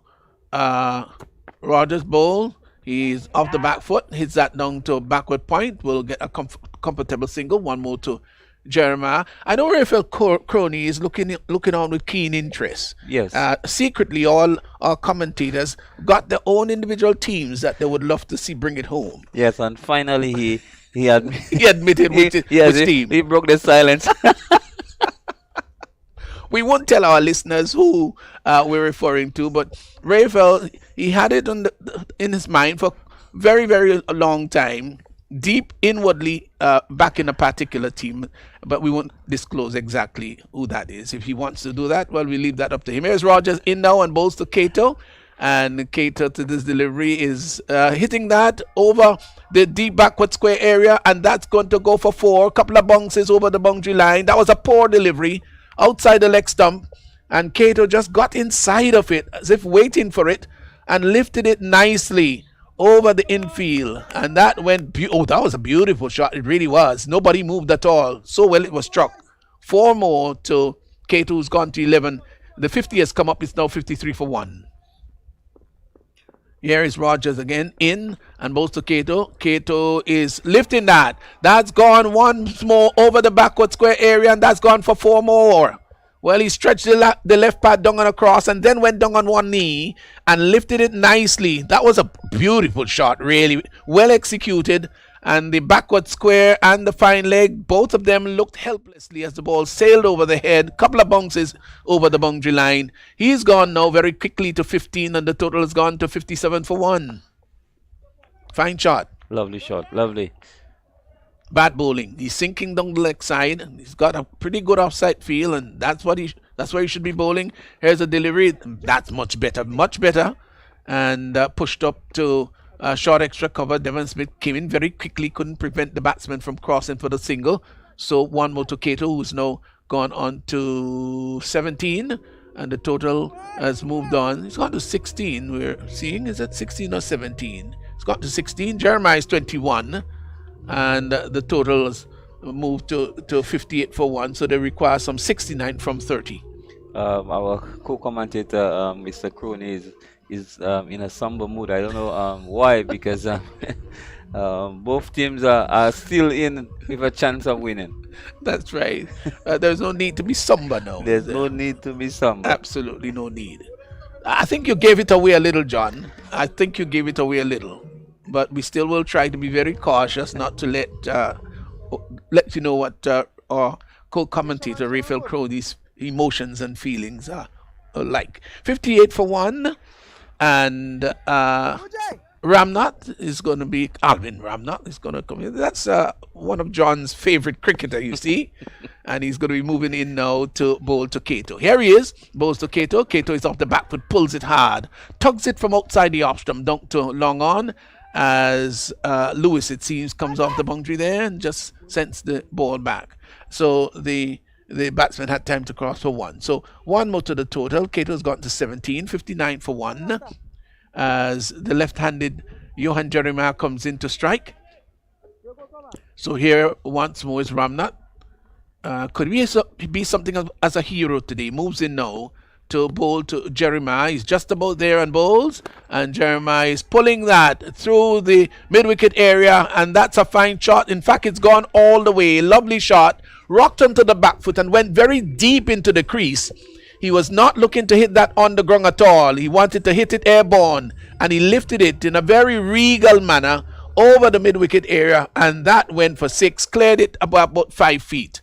He's gone now to 27. Here he is again, bowls outside the off stump, and in a very clever, skillful manner opens the face of the bat and sends the ball, hits the ball down to a sweeper position down on the deep cover boundary and got a single. So 1 more to his total. He's gone to 28, 66 for 1. Brings the right-handed Kato, who is 17, into strike.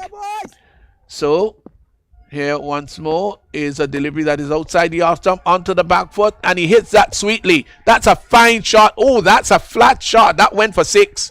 Beautiful shot outside the off stump, and Kato was off the back foot. And how well he hit that. Oh, he really hit it well. It was flat, and it just kept going flat, and it still cleared the boundary by about 10 yards. That was a fine shot. So Kato has gone to 23, 72 for 1. Ramnut is in again. Bowls to Kato, who is onto the back foot, hits that over mid-wicket in contrasting location, and that's gone for 6 more. Same result, similar result, although different part of the boundary, on the field rather, and that was a big hit. So Kato has gone to 29. This is turning out to be a big over. Oh, so 20 runs have come off the over so far, and still 1 more to go.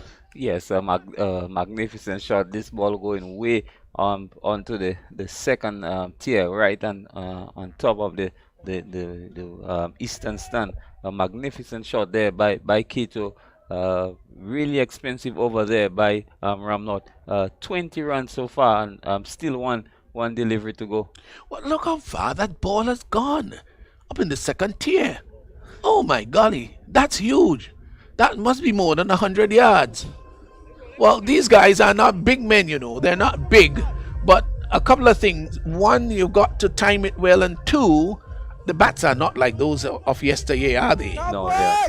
No, when you hit them, they stay hit. I'm sure you'd have loved to have a couple of those in your time. Yes, definitely, definitely.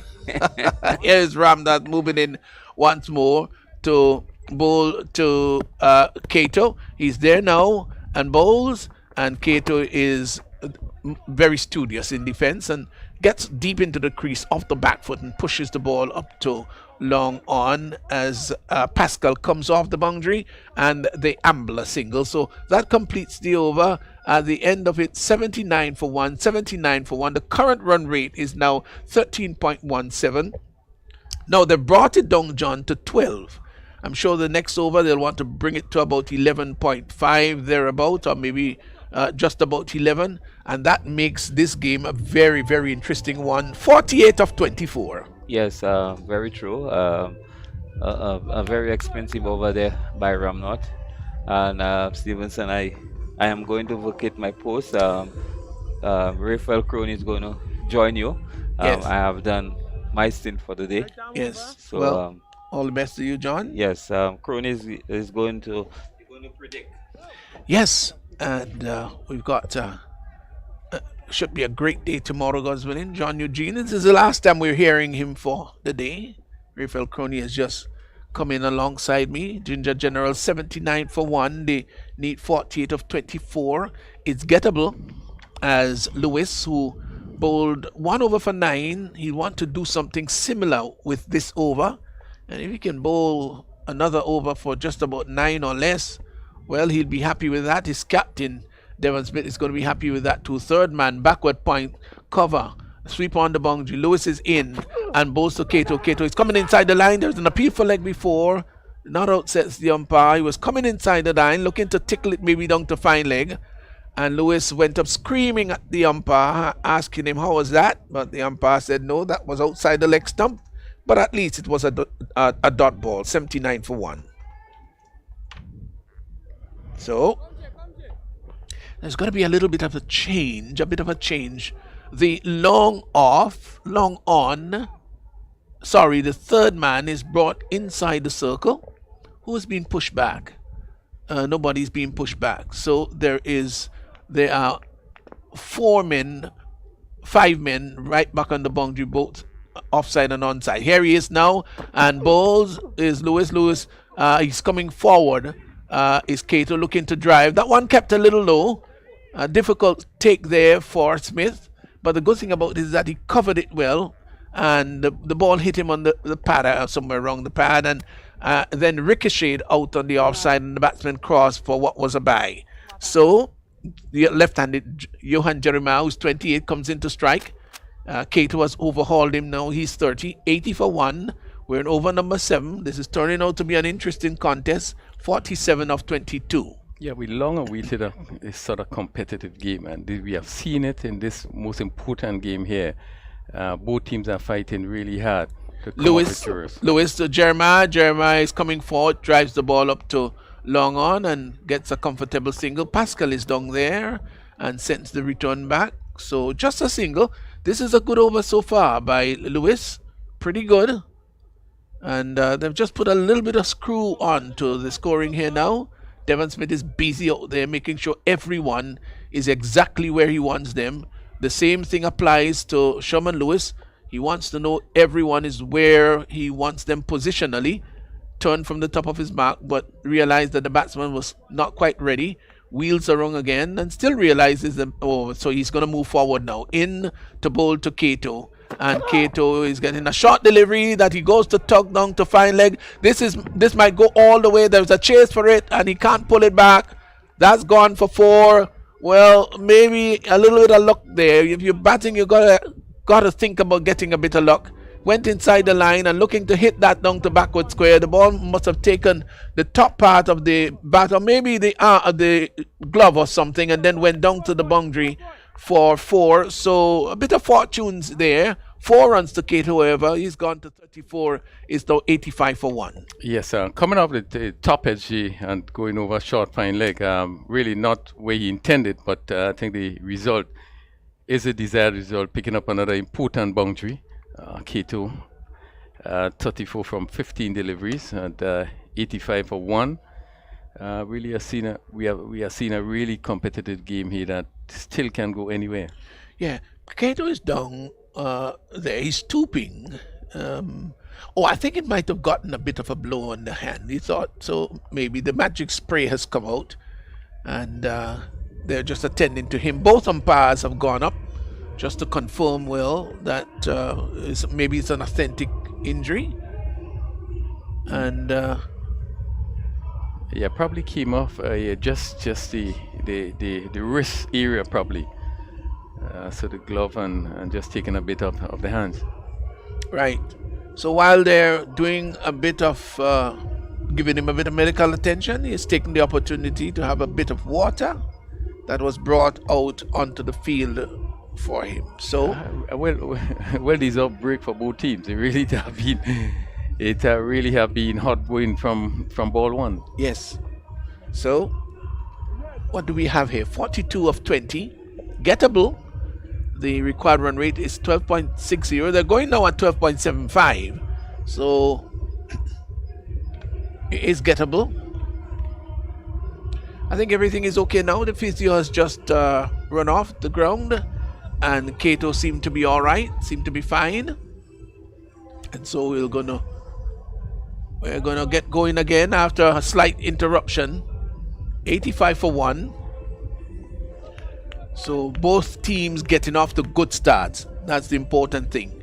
Lewis, none for 14 into his second over. He's got 2 deliveries remaining, and he will move in to bowl to Cato, who is 34. There he is. Leaning forward, straightens up his approach. He's passing the umpire now and bowls to Cato. Cato is coming forward, driving the ball up to long on. Drove it very nicely too, and gets a comfortable single as Kavim Hodge, who is stationed down there, strategically down there at long on. So 1 more to Cato's total. It's gone to 36, 86, 35, beg your pardon, 86 for 1. This is the final delivery in this over coming up, as Lewis will prepare to bowl to Johan Jeremiah, who's 29. He's stabilized the inning so far. Here he is now, moving past the umpire there, and bowls to Jeremiah. Jeremiah is having a big swish at that one outside the off. Might have been a slower delivery too, doesn't make contact. And the over comes to an end. So the end of the over, Sherman Lewis has bowled his 2, none for 15. So I thought he did very well in the end. 41 required of 18 balls. We've got a match on hand. Yes, certainly we definitely have a match on our hands. Jeremiah 29 from 19, K2 35 from 16. Interestingly, after the first 6 overs, we saw that the score was Bayleaf Blasters was 80. And we have now seen after 7 overs 86 for 1. So even Stevens, right? Really even Stevens, and certainly he can go anywhere. We expected at 80 after 6 overs that the score would have been much larger for Bayleaf Blasters. So they did kind of fell away in the end. Now Ginger Generals, they have the next 4 overs to get 41 runs, and is a team that plays the better game. Coming off the end of the batting will really come through in this one. Oh, Rafael, we generally leave it up until the 8th over to get our little prediction going. So we still got 1 more over to go. I don't want to do that prematurely at all. We've just finished 7 overs. So here is Michael Dubisette, who's going to move in to bowl to Kato. Bowls to Kato. Kato is off the back foot, cuts the ball down to cover, will get a comfortable single. The return comes into the keeper. Good service there. So 1 more to Kato, who's gone to 36. But they need to get 2 boundaries in this over. That's going to be important. They need at least 2 boundaries here. 87 for 1. Ginger General. The left-handed Yuan Jeremiah, who's 29, comes into strike. A lot would depend upon him. He's there from the commencement of the innings. He obviously would want to bat right through. But if he's going to bat right through, he's also got to make sure that he brings his team home. Dubisette from the far end moves in lovely conditions. There now and bowls to Jeremiah. Jeremiah's bowled! Oh, bowled. I can't say neck and crop because he obviously got an inside edge. Looking to swing across the line. The ball took on the edge. Went into the stumps. The bails are spattered. And so Jeremiah goes there. Bowled by Dubisette for 29. And the Ginger Generals, well, they've lost another wicket as he is gone for 29. 87 for 2. Out goes Jeremiah. In comes Daniel McDonald. Yeah, and a slower delivery there, and Jeremiah looking to pull. I think he played a bit too early, and he took the bottom edge and went into the stumps. Again, Dubisette is known to use quite a lot of variation, and this second delivery was not as quick as the first one.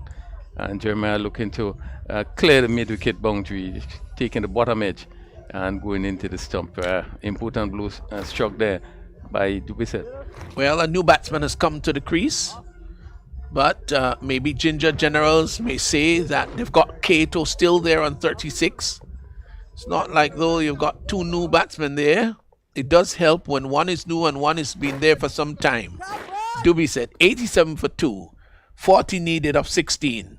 Moves in now to bowl to McDonald, who hits that down to the long on area with the catch be taken. Yes, gone.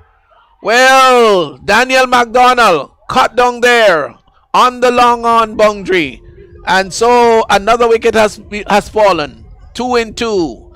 Dubisette is doing something special here, and so there goes McDonald, cut down there on the long on boundary. Kabeem Hodge taking the catch. He's gone without scoring, and Ginger Generals, they're now 87 for 3. Yeah, good blow struck again by Dubisette. Again, slower delivery, almost similar delivery. Jeremiah was looking to pull squarer. And there we see McDonald looking to hit a little bit straighter. And again, you have to reach for it. And again, the slow nature of that delivery, he wasn't able to get hold of it, and only succeeded in hitting it down the long on, where comfortable catch taken by Hodge. So once again, we see the pendulum swinging again as Bayleaf Blaster just looking to take the stronghold at this time. Yes. So then Roy Charles has come out there to join Kato, but the batsman crossed while the ball was airborne. Here is Dubisette moving in now to bowl to Kato, and Kato is getting a delivery right up in the block hole. Now they've hustled for 1. They're going to come back for the second. The return is not going to come in. Well, I just thought that there would have been a greater effort to attack that ball and put the batsman under pressure. but they decided against really throwing. That's a fielder down there at deep mid wicket. Decided against really throwing the ball in. Maybe moved too slowly. Was not very quick off the mark. 2 more to Cato, who's gone to 38 of 18. 89 for 3. As Dubby said once more, goes back. He's picked up 2 for 3 of his first over. 4 deliveries already gone. Moves in to bowl once more to Cato. He's there and bowls, and Cato is making room outside the off stump. Tucks the ball down to the deep long on area, and that goes all the way for 6. Well, it was challenging. Must have gotten a hand to it, I think, but parried it over the goal line, if you want to talk about football in term, and it went down to the boundary, 6 runs. Well, it was a slower delivery again, and let's see, the fielder just getting up, getting both hands hit, but really going over for 6. And you see Cato having to reach for it, that slower delivery, and just was able to clear that long on fence. Another important shot that picked up 6 runs. He's gone to 44 of 19. Lot will depend upon him. So they need 32 of 13. Here he is once more from the far end. Is Dubiset, and he is going to bowl to Cato. He's there now and bowls, and Cato is turning the ball up on the onside. Let's wait to see what the umpire is going to suggest. It's a net leg by, but a welcome leg by, I would think, by Cato, who would want to take the strike at the end of the over. He's gone to 44 of 20, 96 for 3. They require 31 of 12, 31 of 12. So 8 overs have gone, and this is where the commentators will now make their own prediction here. And I could almost think what Raphael Croni's prediction is going to be. I would say that Raphael is booking that the Ginger Generals are going to win this. That's my personal thought, but I believe the Bayleaf Blasters are going to win, and I believe that they're going to win by 13 runs. Well, I'm not so sure that you're correct to say that. I would say that Ginger Generals is going to win. I think, to be fair, 96 for 3. We have 12 deliveries to go 31 required. It can still go anywhere, but I would think that right now I would give Bayleaf Blaster the edge. Did I say Ginger General? Bayleaf Blasters. You said Bayleaf Blaster. Right. Okay. Correct. I would give Bayleaf Blaster the edge at this point in time. All right. So let's see. So here is a new over by Pascal. Oh well, he started and stopped. And he's going to get ready to bowl to Cato. Cato is 44. Yeah, this particular over would really give us a clear indication of where this game is going to go. It's a critical over, the 9th over, and still 31 runs needed. Yes, I think Bayleaf Blasters are going to win. So here he's moving in his Pascal bowls outside the off stump, rocked onto the back foot, pulls it down to mid wicket. They've gone for 1. Won't come back for the second. The return goes to the keeper's end. Quite rightly. That was good services there down on the long on boundary. So 1 more for Cato. Well, he would have loved to have 2 there so that he can take the strike. But then Roy Charles comes in to strike. 97 for 3. Cato's gone to 45. Pascal goes back, rather pensive. Yeah, I think the loss of Jeremiah's wicket really would have turned the tide. We have 2 batsmen that can hit from each end. It gives you so much a better opportunity. Pascal is in, bowls, wayward delivery outside the off stump, confirmed a wide. That was pretty wide. So 1 more to the total, which has now moved on to 98 for 3. So Pascal will have to reload that. He's done for 15 into his second over. And he will use all his skill, versatility, guile, and experience. Is Pascal, who's got a third man, backward point, extra cover, long off, in now, and bowls. And that ball is driven up to the long on area. They've hustled for 1. They're going to come back for the second. The return comes in. I think they'll get there rather comfortably too. So 2 more there to Charles. Well, he's just gotten off the mark. The 100 has now come up. 100 for 3. They need 27 of 10. 27 of 10. And except they get at least 4 or so boundaries, it's going to be very difficult to see them really going over the line. Here he is once more. Pascal to bowl to Charles, and Charles is getting a full toss that he tugs down to the deep mid-wicket boundary, and they get just a single. So one more to the total. Charles has now gone on to 3, and the total has moved on to 101 for 3. Yeah, and Pascal is doing the right thing. You want to bring the ball right up. Just give the batsman the opportunity of maybe looking to play one shot. And he wouldn't be too worried about the ones and the twos now, but to avoid getting the boundaries. Let's see whether he's going to bowl a slower ball to Cato. He's there and bowls. Yorker, bowl him! Bowl him! Oh, he's gone! That was a marvelous delivery. Oh. That was right up in the block hole. And, he was coming down. He was looking to drive that maybe. Played all around and over it. So Cato has gone comprehensively bowled in neck and crop of Pascal. Gone for 45. 101 for 4. And Ginger Generals, well, it looks very much now as though the challenge is going to be very challenging. As Pascal has struck, he's now 1 for 18. Yeah, big blow struck by Pascal there. Again, slow delivery, and Cato looking for the drive. Just come off the pad and just went into the stump. But again, we're seeing, bowlers using a lot of variation, which is so important, particularly at this time. And the experience of Pascal, they really coming off, just slowing up that delivery. And look at Cato going for the drive there. And it's coming off his right pad and into the stump. Really a big blow, which certainly, in my view, has turned the game around. And I think Bayleaf Blasters will feel very confident now of coming home victorious. Yes, well, Javel Paul has just come out there to replace his captain Cato. And here is Pascal. So he's picked up the prize wicket of Cato, 1 for 18. Turns from the top of his mark and moves in now to bowl to the new batsman in the air. That's going down to third man. Will the catch be taken? It has been taken. Oh, well, the keeper was going to fielders. I think there was a little bit of collision too. Interesting that there was a little bit of collision. Not even sure who in the end took the catch. Now let's look at it. It's short.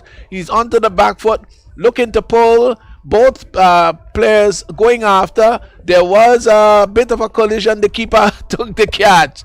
Nobody was calling, perhaps. Both of them exuberantly went for it. So Smith, I think, has taken the catch. So Javel St. Paul caught Dennis Smith, the keeper, of the bowling of Pascal without scoring. It's 101 for 5. Yeah, tremendous over by Pascal. Again, as I said, using all his experience, picking up 2 wickets in this over. The important wicket of Cato.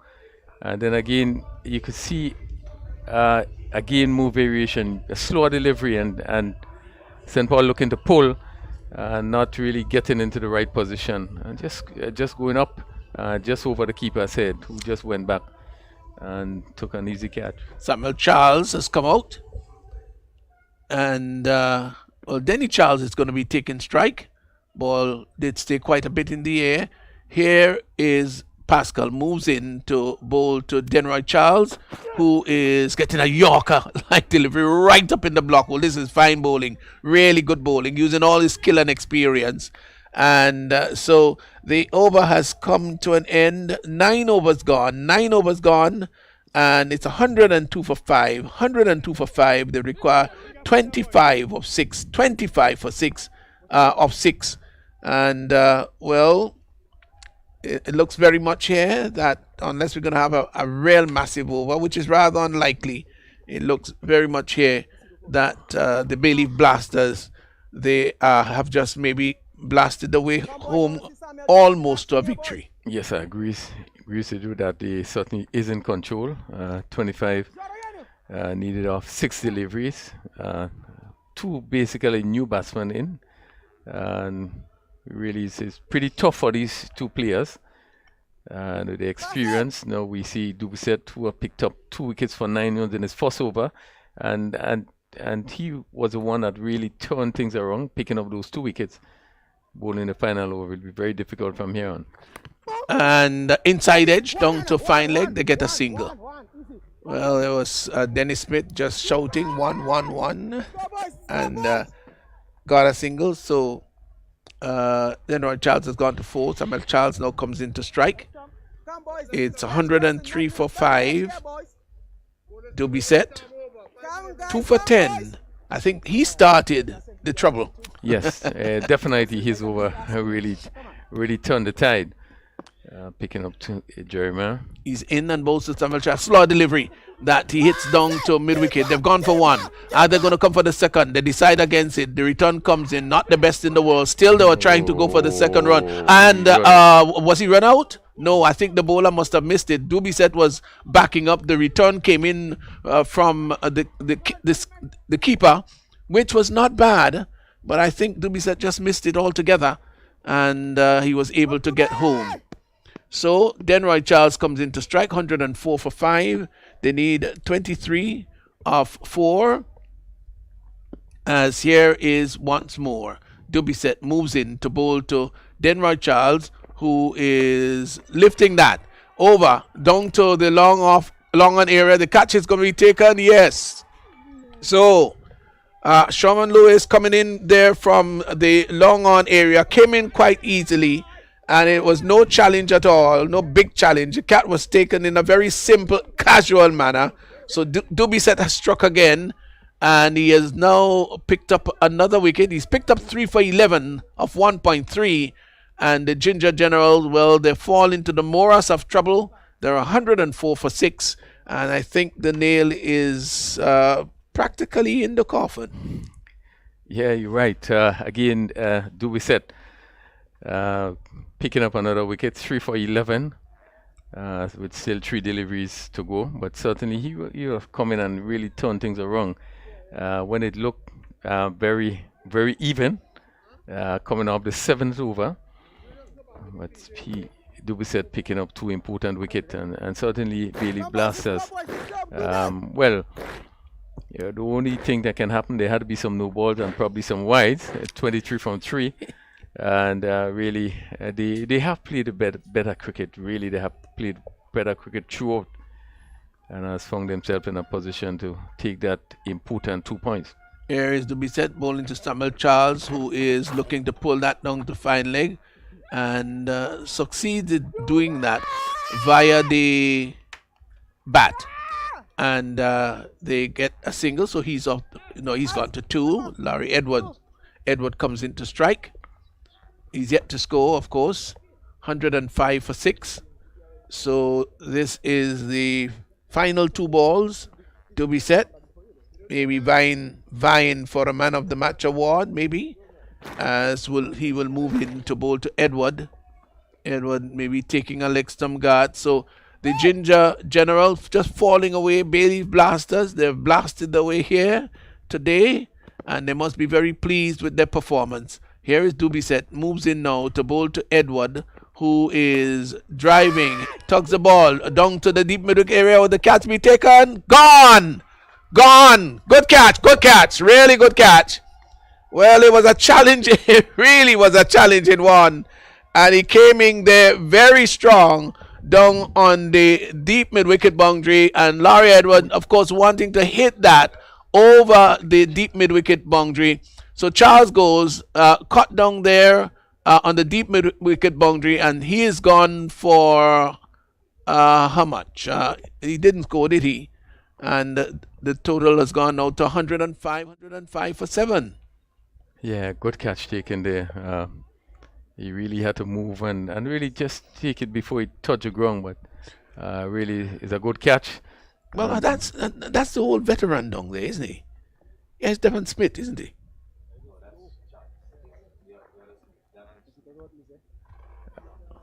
Okay, so it wasn't Devon that took the game, really. So that's Devoni, yes, yeah. They got the broad brim hat on, and I know he doesn't normally feel so far down there. There he is, in fact, at extra cover. Sorry. Here's the final delivery coming up. He's there and bowls, and he's going to be taken. Catch taken.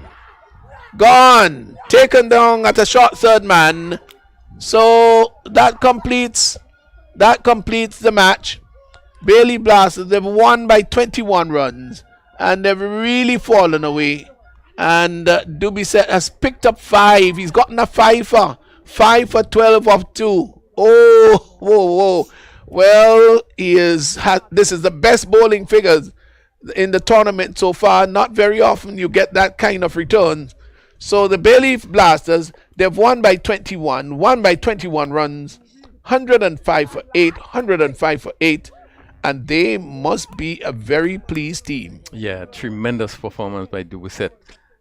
Just coming back when it looked as though it was very tight and match could have gone anyway. But again, using his variations, a number of slow deliveries, the batsman looking for big shots and really was not to the pitch of it and not getting hold of it. And as such, picked up 5 wickets. Really has been a good spell. It's something we have spoken about before in terms of the bowlers using a lot of variation. And the first wicket he got was Jeremiah, and that was crucial. We had Jeremiah and K2 really hitting the ball well, and would have given Ginger Generals a good chance. But as he picked up that wicket, he continued to bowl the slower deliveries, and batsmen found difficulty, and he has ended up picking up 5 wickets. Really, he was the mainstay, the one that really changed the games. And Bayleaf Blasters, you can see the players very, very happy to come home with this one. Yes, so Bayleaf Blasters very happy to come home with that. They've won by 21 runs. The Ginger Generals ending up with 105 for 8. They really fell apart, really fell apart, and so they'll be very disappointed indeed. So Milius was bowled by Hart for 16. Jeremiah bowled Dubuset for 29. Cato was bowled Pascal for 45, getting an inside edge. And then we had the telephone numbers. McDonald caught Hodge, bowled Dubuset, no score. Denroy Charles caught Lewis, bowled Dubuset 4. Javel St. Paul was caught Dennis Smith of the bowling of Pascal without scoring. Samuel Charles was caught Saint-Hilaire of the bowling of Dubuset for 2. Larry Edwards was caught Dennis Smith of the bowling of Deboni, beg your pardon, of the bowling of Dubuset. He went without scoring. So Peters not out, no score. Extras were 9. 10 overs, of course, yielding 105 runs. In terms of the extras, there were 1 bye, 4 leg byes, 3 wides, and 1 no ball. Well, I did say that if Ginger Generals were to get up to that score, there are 3 players that had to come well. The 3 top players in Milius, Jeremiah, and Keto. These are the only 3 players that got into double figures. And they had to go on. Probably 2 of them had to go on if they're going to get up to that score of 127 required per victory. So, before we go into the bowling analysis, we're obviously going to go downstairs for the Man of the Match award, and then we're going to come back up for the bowling analysis. Sharice.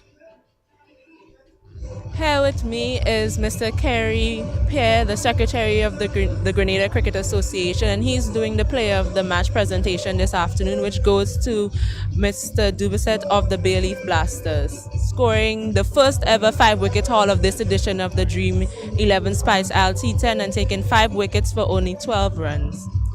Tell us about a little bit about your bowling performance this afternoon. Well, based on how the wicket was playing, I just said that I would back my strength and bowl slow balls into the wicket, and the keeper had confidence in me, and it paid off for us today.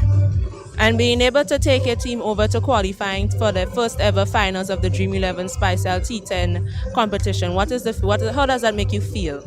Well, I feel very proud that I could get my team over the line. We've been praying to reach that final, and we get there this year, and we have 1 more hurdle to cross, and hopefully we could cross it tomorrow, please God. But as I said, I'm very proud. Coming into this competition, have you set any personal goals for yourself, and would you say you've achieved any one? Well, I just said that if I'm called upon to bowl, I just want to do the best that I could, and it paid off for me today. I didn't have any goal or so, but I just said that when the ball is in my hand, I have to come up whenever this keeper backs me to do so. Thanks. Congratulations and all the best in the finals. Yeah, thank you very much. Back up to you guys in the commentary booth. So, Michael Dubuset, 2 overs, no mids, picked up 5 for 12. What a marvelous spell of bowling that was. So, Hodge in the bowling department, 1 for 16 of 2. Pascal, 2 for 18 of 2. Lewis, none for 15 of 2. Rogers, none for 18 of 1. ram that was very expensive. None for 21 of 1, and Amical Dubisset picked up 5 for 12 of 2. Yes, so as we look at the fall of wickets, we had 3 for 87, and I think this is where it turned from the 4 for 101, 5 for 101, 6 for 104, 7 for 105, and 8 for 105. So really, they have lost a cluster of wickets just coming down to the end there, and really one has to see that Dubisset would have really turned it on. Yeah, 5 wickets went down for 4 runs, which really was indeed rather mediocre. So that's the situation. But just to look back at the match, I think it's important that we just view that particular game, because I do believe that it has lived up to the expectation, or really until just when they were 87 for 3, and then things fell apart. It was really, really competitive, and it was good to see that the batsmen came out, Bayleaf Blasters, and batted really well, and it gave one a sense of good feeling to see them bat like that. Ginger Generals, I think they chased well up to 87 for 3, really in it, and that match could have gone anywhere from that point. But until Dubisset came in and really turned things around. And one of the key things that as we continue to speak about, you have to use variation in this form of the game, and I think he used the wicket well. He didn't try to bowl fast. He didn't try to do anything. The batsman was looking to hit, and all he did was to slow it up and make it difficult, and picked up 5 important wickets that really caused Bayleaf Blasters to really come away with an impressive victory. Yes, impressive it was, because they won by 21 runs. Tomorrow, God's willing, should be a classic, and we hope that there would be many more spectators down here to look at the game. So don't forget that the Nutmeg Warriors are going to be coming up. They'll be in battle. And Bayleaf Blasters, well, they have blasted their way there into the finals. This will turn out to be a pretty good encounter. Yeah, and just before this, we'll have the first game at 11:45. And we are going to have the Saffron Strikers, and they're going to come up against Cinnamon Pacers, and that would be at 11:45. And then we have the big finals coming up at 2:30 as Nutmeg Warriors going to take on Bayleaf Blasters. Yes, so it should be a blast of a game, and it should be a warrior-like approach to the game. It's been an absolute pleasure to bring you the couple of matches that we have today, but we look forward to a great day tomorrow, God's willing, where the final will be taking place. The Warriors, that's the Nutmeg Warriors, will be coming up against the Bayleaf Blasters. We look forward with anticipation tomorrow. Until then, have a very good one.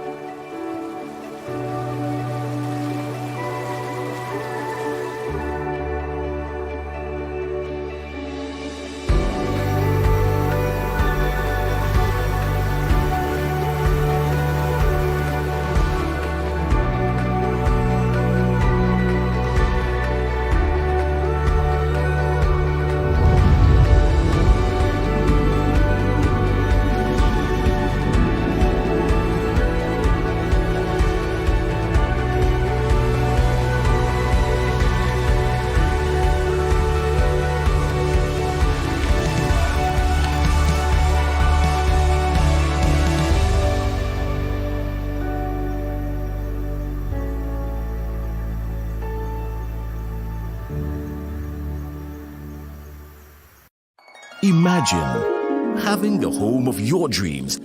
Imagine investing in that piece of property you can call your own. Imagine finally doing that home improvement project you've always been thinking about.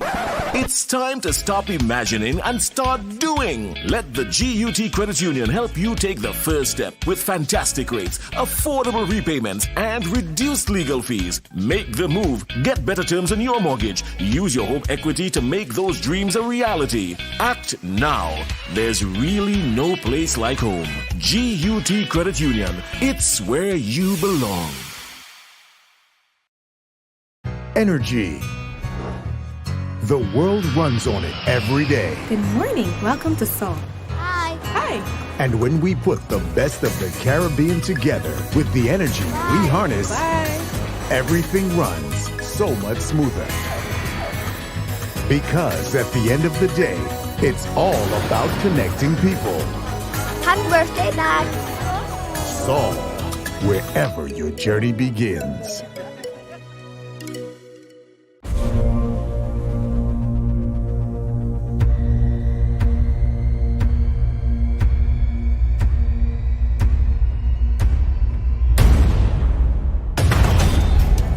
The biggest and safest summer festival in the region, August 8th and 9th. Let's go to Grenada for Spice Mass.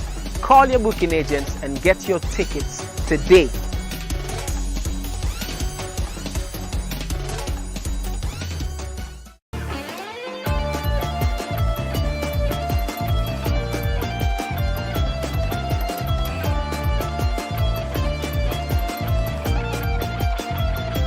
Oh gosh, I can't wait for T10.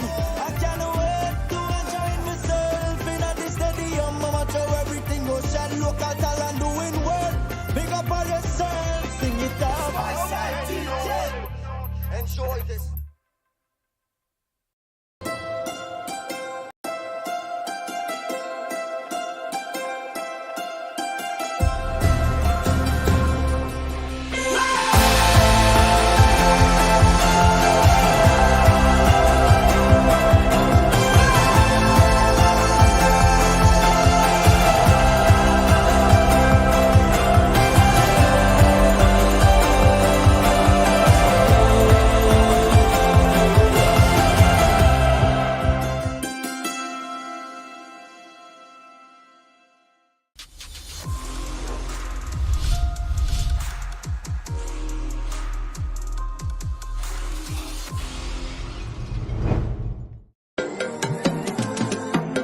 I too have felt the impact of this pandemic and miss the days of being able to socialize with the freedom we once had. But it is in these times that we must come together to fight as one people through getting vaccinated and doing what's right. I am Aruna Neptune and I am fully vaccinated. Play your part. Keep yourselves, your loved ones, and your community protected. Spice Mass. Here we come. It's our time again.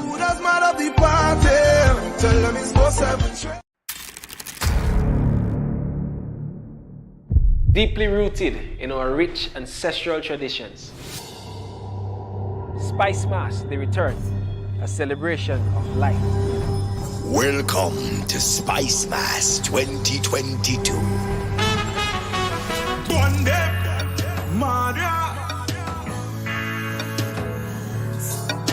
Reviving the spirit of our ancestors through our traditional mass.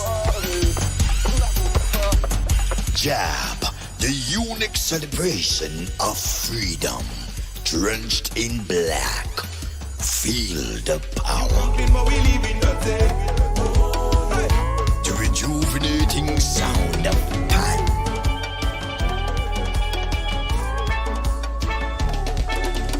A display of colors in fancy mass. And the rebirth of calypso and soca music.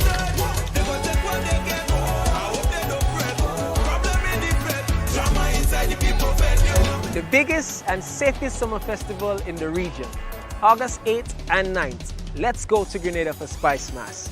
Call your booking agents and get your tickets today.